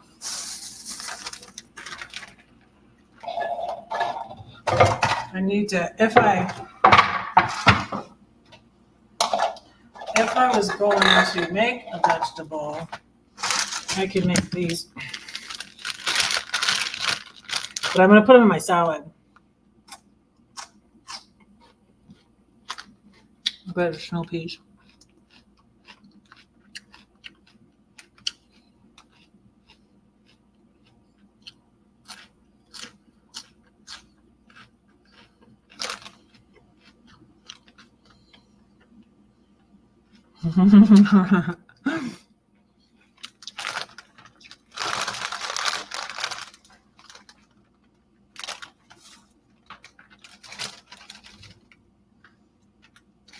Yeah, I'm going to need to go get more salad stuff soon. And I'm just going to put some of the little carrots in here.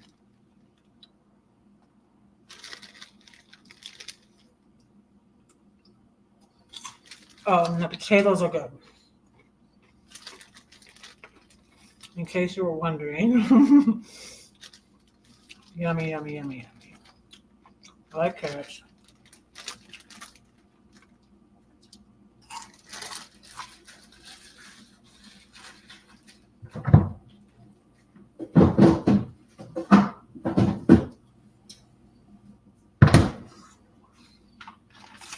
Need a... Oh, last piece of cucumber.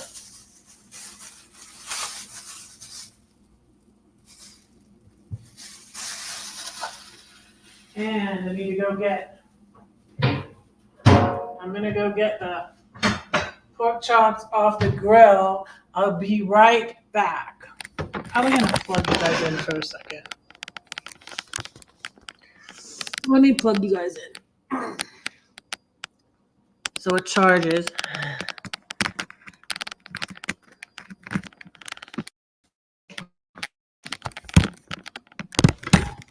And I'm going to go get them so they don't burn. Hopefully not. Okay, let me go get it.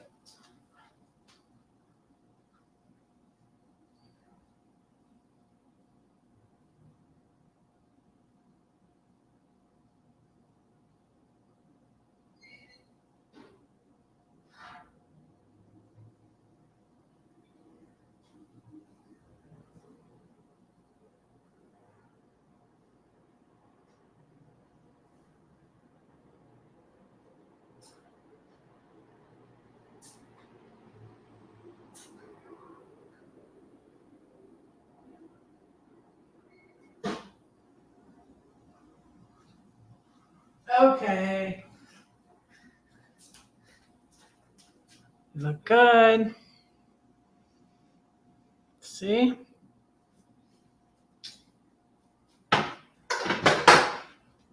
Okay. Now, moving over here. Now I'm going to peel this.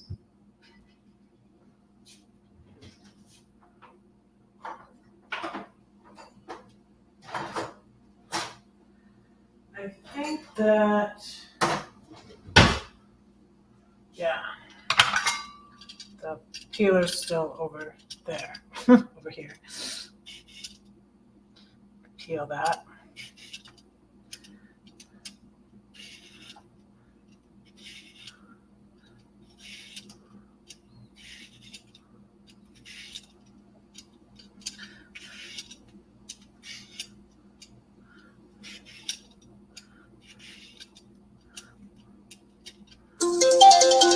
I'm mostly going to, see, that's my timer for my last meal. That's what this is, the last meal, the last supper. There, I peel my cucumber.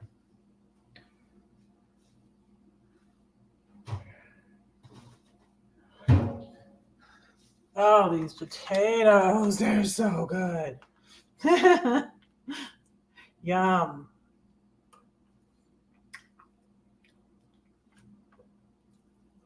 Mmm. Yummy.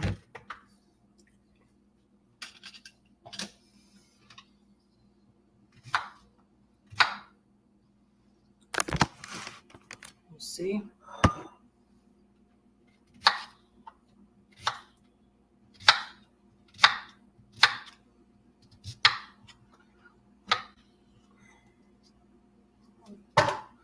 That is. That's cucumbers.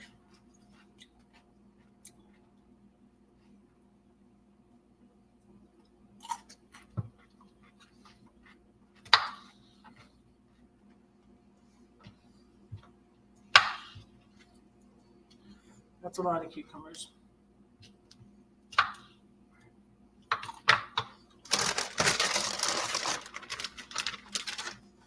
Okay, some green onion.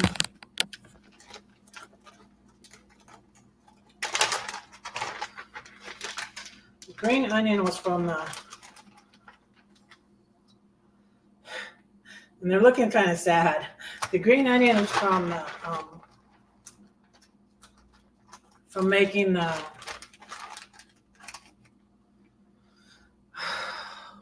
what was it? Egg rolls. From making the egg rolls. And I'm going to put the snow peas in it.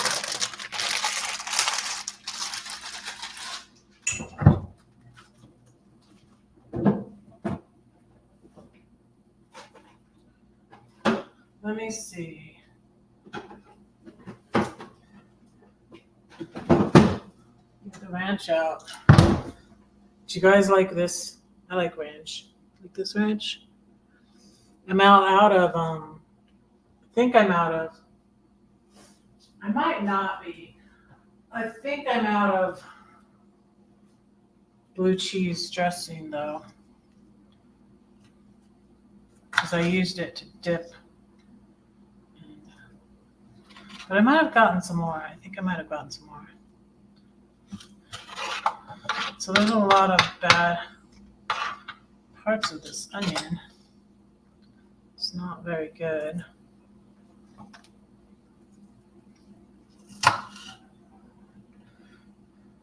So saying on my channel is feed your body, feed your soul.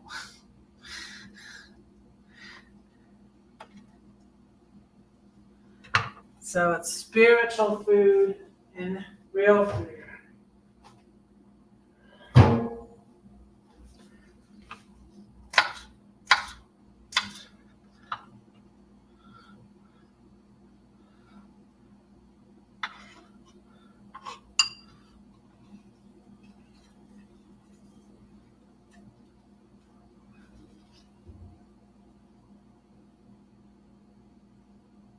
Oh, keep them in a glass. Okay.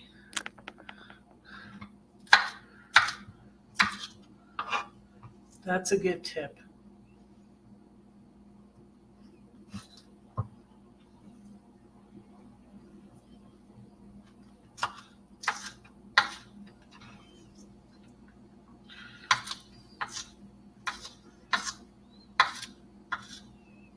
Can't see me.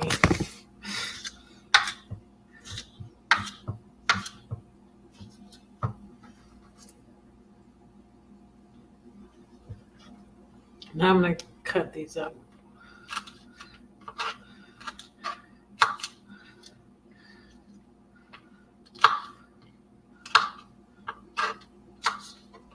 Then I'm going to get my olives and I'll be done.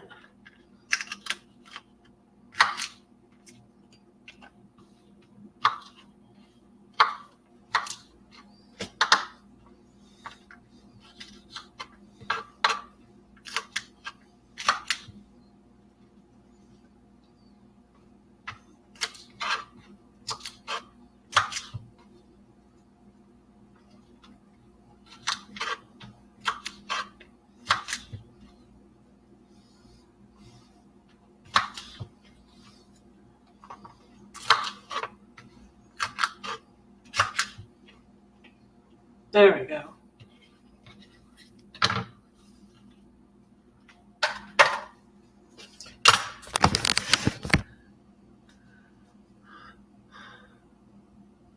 Just enough for the roots to drink. Okay.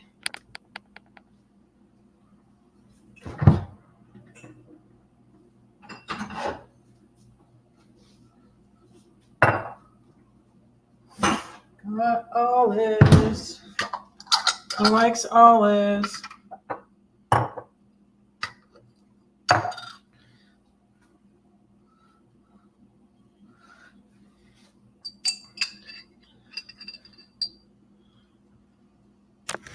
So,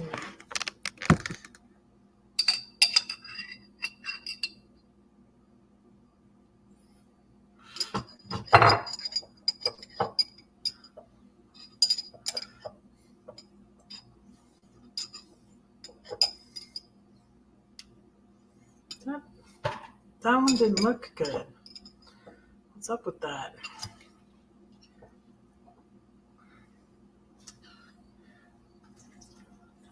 Okay, that thing of olives is done. I had 3 things of olives. Okay, now I'm down to my 1 thing of olives.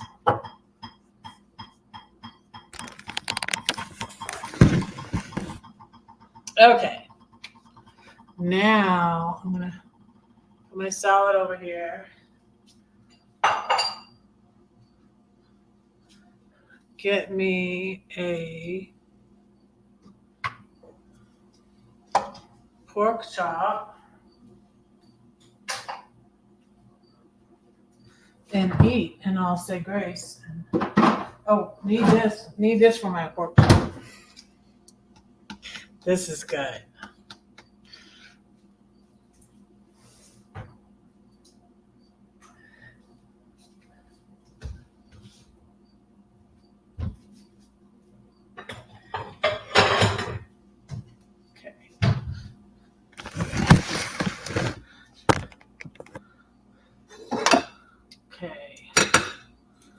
Let's see.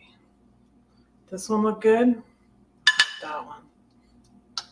I'm not gonna get any more potatoes. I want potatoes that maybe just a little bit. I already had a little smidgen of them.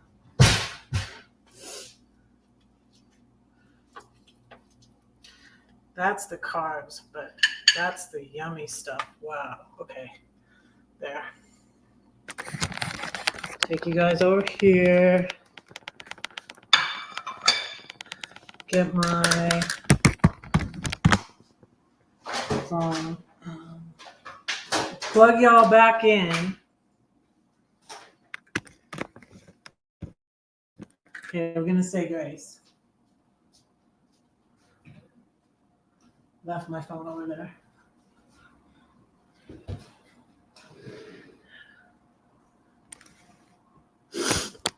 Alrighty. I have 8 watching still. Thank you all so much for being here.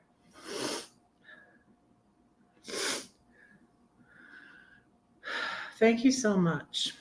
Dear Lord, thank you for this food. Thank you for all these YouTube friends and followers. I pray that you would bless them and be with them. And thank you for this food. Please bless all of our children and our grandchildren. I pray that they would know that you love them, that you are real, and that I love them. And I pray these things in Jesus' name. Amen. Okay, I'm going to do the ranch.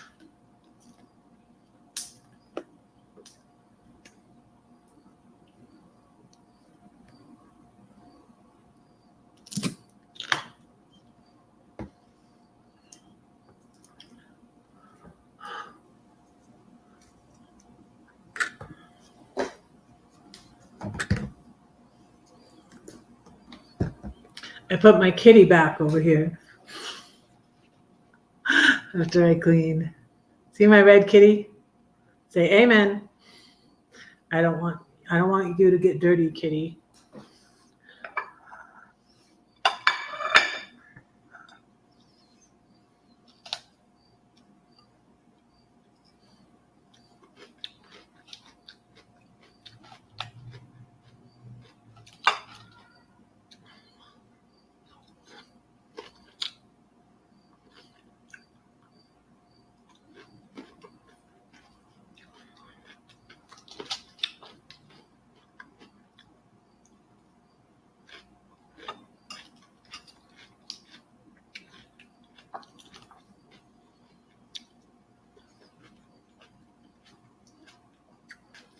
Mmm.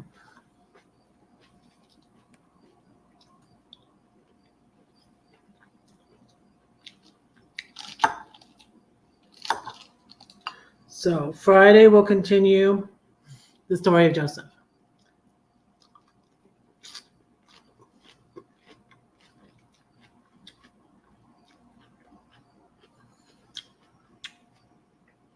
And celebrate my mom's 95th birthday.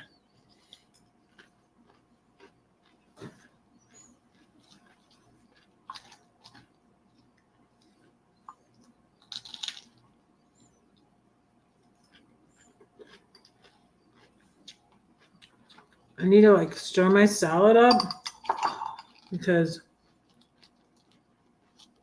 all the dressing's on the top and then the lettuce on the bottom. You did a good job. Yes, someone did a very good job on that kitty. Look at the detail. Look at the detail. Doesn't it look just like me too? See? It's my mini me. My mini kitty me.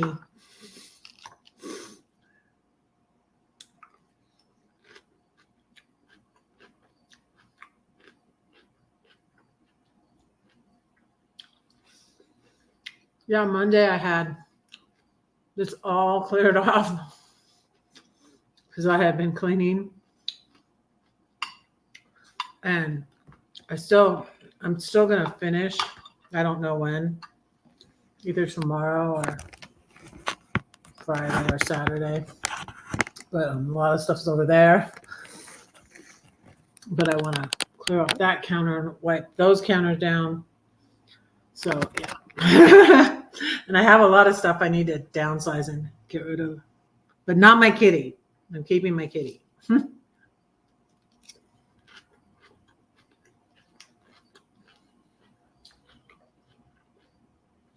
Some stuff.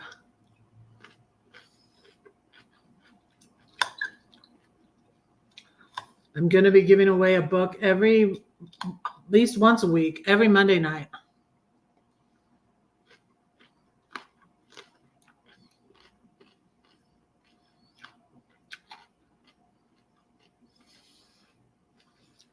That's a good idea.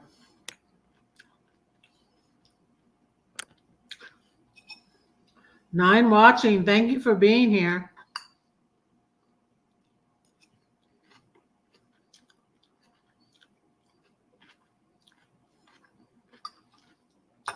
Yeah, I kind of like stirred it up and got the dressing to go to the bottom. So that's better.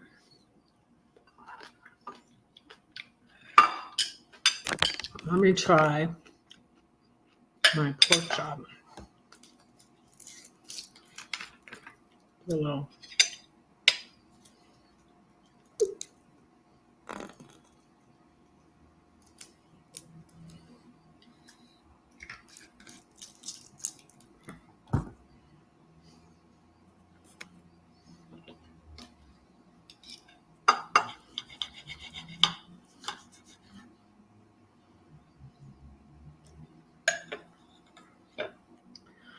Let's try it.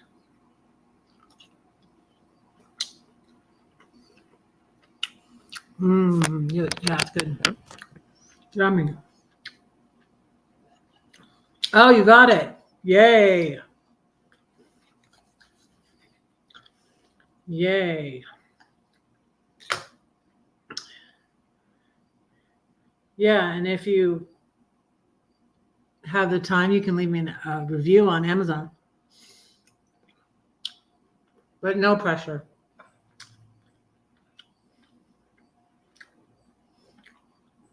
And don't leave me a review if you don't like it.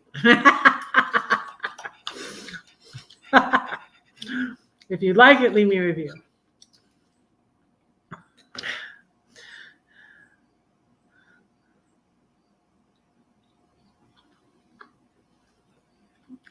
I love pork chops.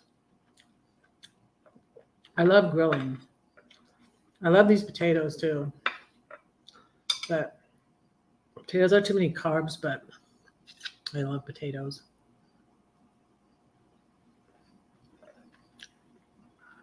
Especially cheesy potatoes. Yum. Yum, yum, yum.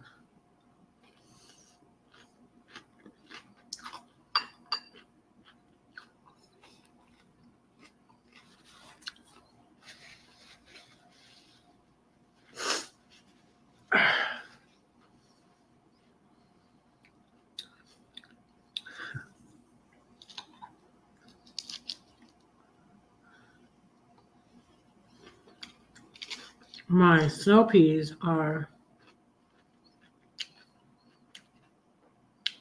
not as fresh as they were, but they're still okay.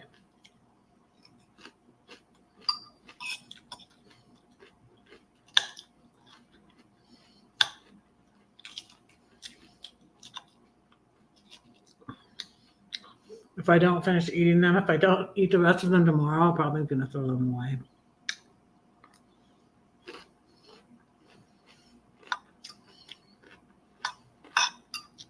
I hate being wasteful, so I'll probably eat the rest of them tomorrow.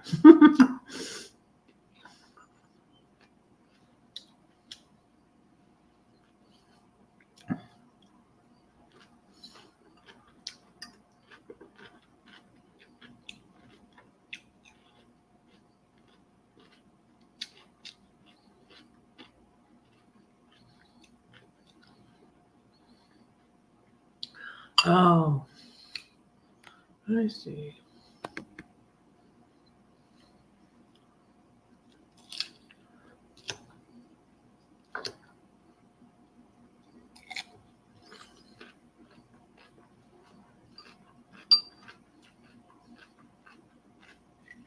I like me too much to go.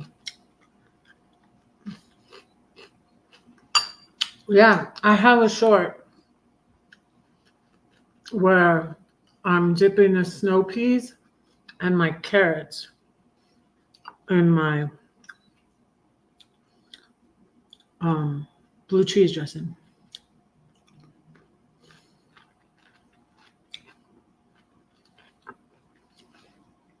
I did a couple of fun shorts because I went to the garden center and stuff.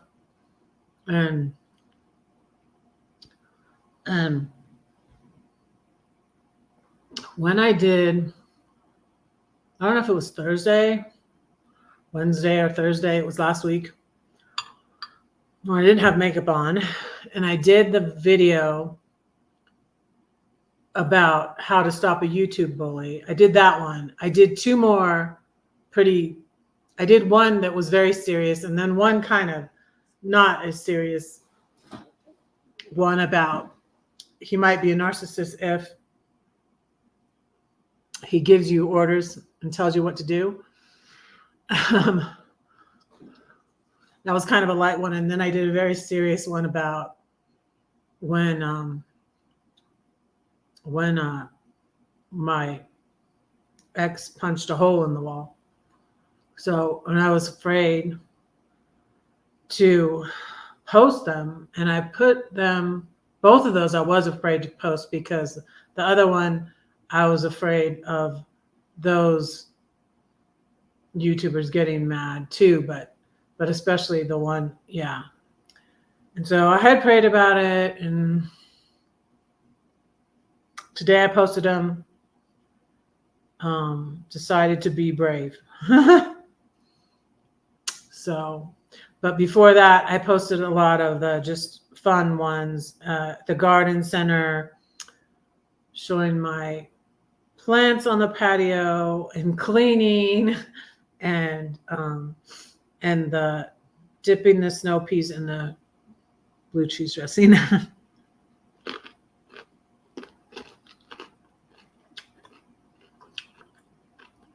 So a variety of topics, serious and not. Feed your body, feed your soul.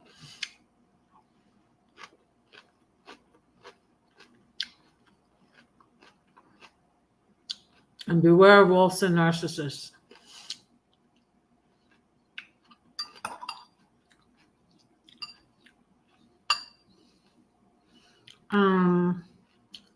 Did I even, did I share out my live on my community tab? Let me see. Oh, I don't think I did. Yeah, let me do that.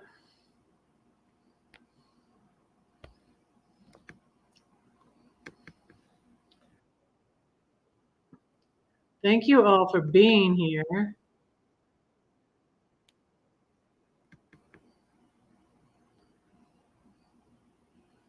I'm going to share it out. I am live. And I'm eating dinner.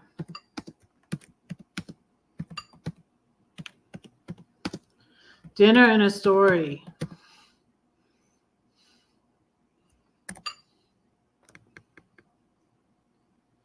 Post created. Okay.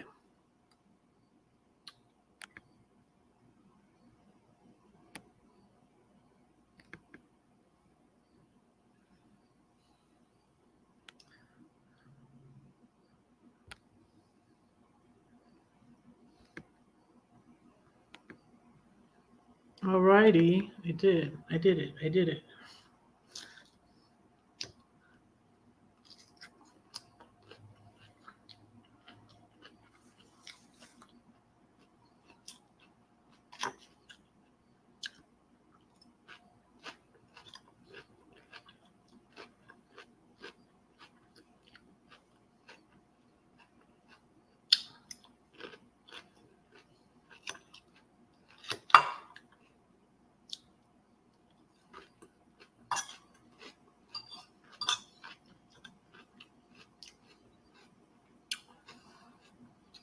I had a lot of food on Friday and I froze, I think about half of it, maybe a little less than half of it. But I've also been eating the chicken and fettuccine Alfredo all week. Like I said, I had the last one that was in the fridge today.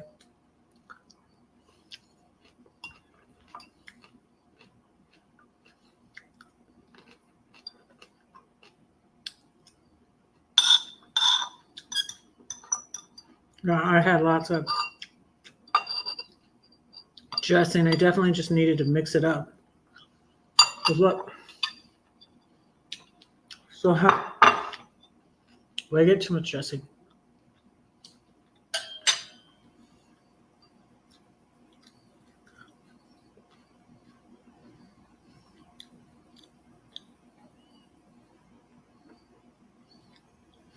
Oh, you went to see a house that turned out not to exist. Wow, that sounds interesting.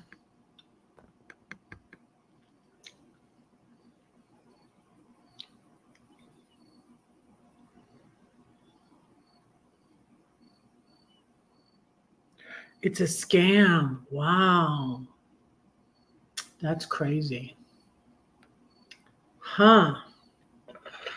So what are they trying to get you to buy it sight unseen, I wonder? My house in Georgia got bought sight unseen.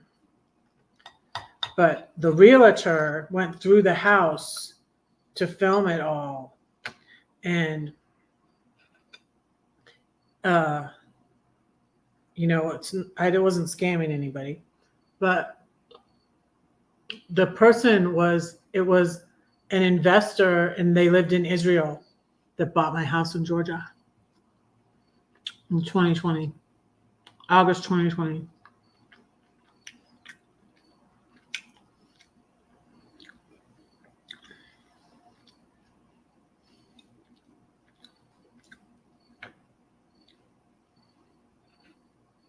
I just wonder, like I have all these scammers try and contact me and people pretending to be, if you go and comment on a famous person's, Facebook or Instagram or whatever, mark my words, like 3, 4. Now I'm on like the third person, the first fake, Kelly Clarkson. I commented on Kelly Clarkson's 20th anniversary of the Princess Diaries and her song, I'll spread my wings and I'll learn how to fly. I'll do what it takes till I touch the sky. I love that song. So, too fake. And then today a person commented, tried to get me to message their Telegraph account. I'm like, she doesn't have a Telegraph account. She was like, Leah, beware of the fake. Are you kidding me? You've got to be kidding me. You think I'm stupid, don't you? It's funny. And then I had a fake Tyler Perry email me. I played along with them for a while.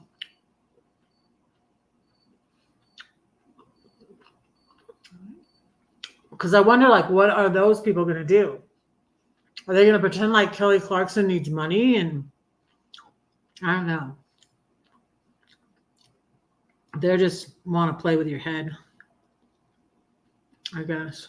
But almost every day I used to get the former military person, all these general majors on Facebook, and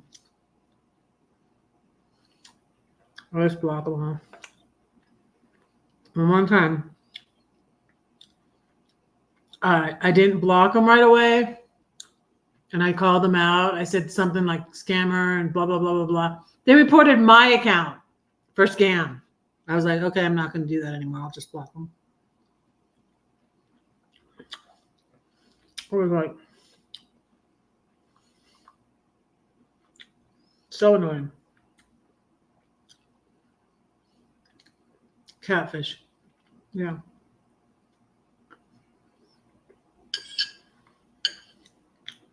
The potatoes are really good too.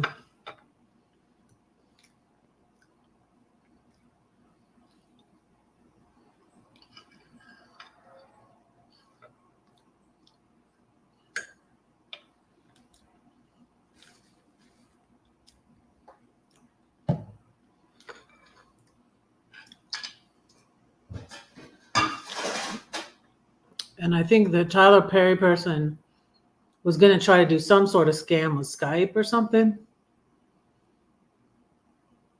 I played along with them, him or her, or whoever it was, for a little. I didn't say that. I mean, they had, I don't know. They're so stupid. I mean, I wasn't hardly messaging him back or saying too much. I was like, I'm not telling him anything, or I'm just like, oh, hi, Tyler.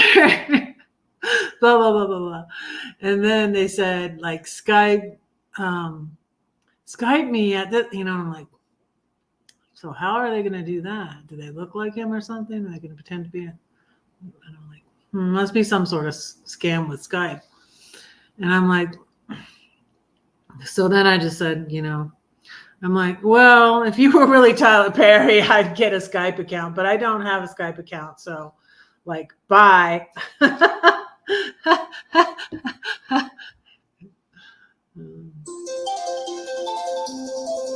see, that's my alarm to stop eating, and I'm done. Perfect.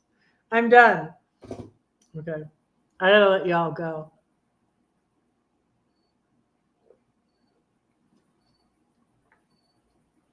I need to go on my walk. So let me pray for you all and let you go.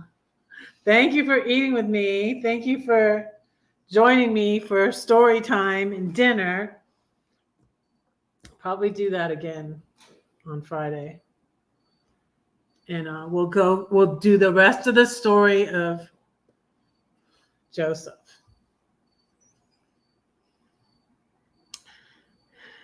Yeah, it's crazy. It is. Okay. Dear Lord, thank you for all these friends and YouTube followers. I pray that you be with Glenn and bless him. Thank you for him blessing us and blessing Lindy with people memberships to her channel. And please bless him. Please be with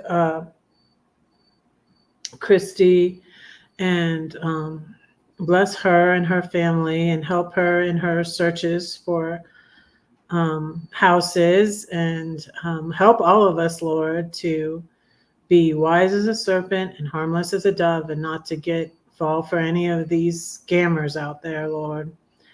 And please bless Brenda Burner and keep her safe as she goes to travel to Burning Man soon. And we pray she has a good time and a safe time there. And please bless Cheryl. Thank you that her rash is getting better. We pray that Bren's will heal up too. And bless Cheryl and her family. Please bless Letitia and her family. And be with her and guide her. And thank you for bringing all of us through our trials and tribulations, Lord. And thank you for continuing to bless us. And I pray for Savannah, that you bless her and her family and be with her. And I pray for Bren and Bren's mom, that you would be with her and keep her safe, and that you would heal her, give her doctor's wisdom, and give Bren strength in caring for her mom and whoever else is caring for her mom. And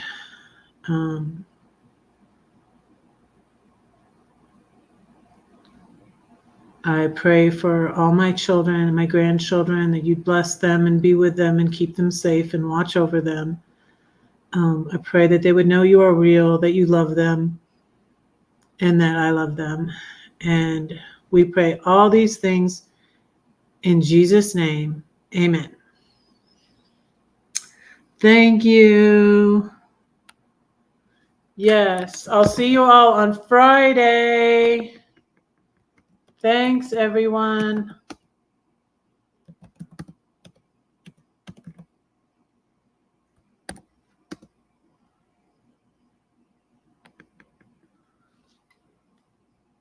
Thank you. Thank you so much. Thank you for your love and support. And as I always say, don't say that no one cares for you, because I do and God does too. Don't forget to pray for Red, because Red is praying for you. Good night.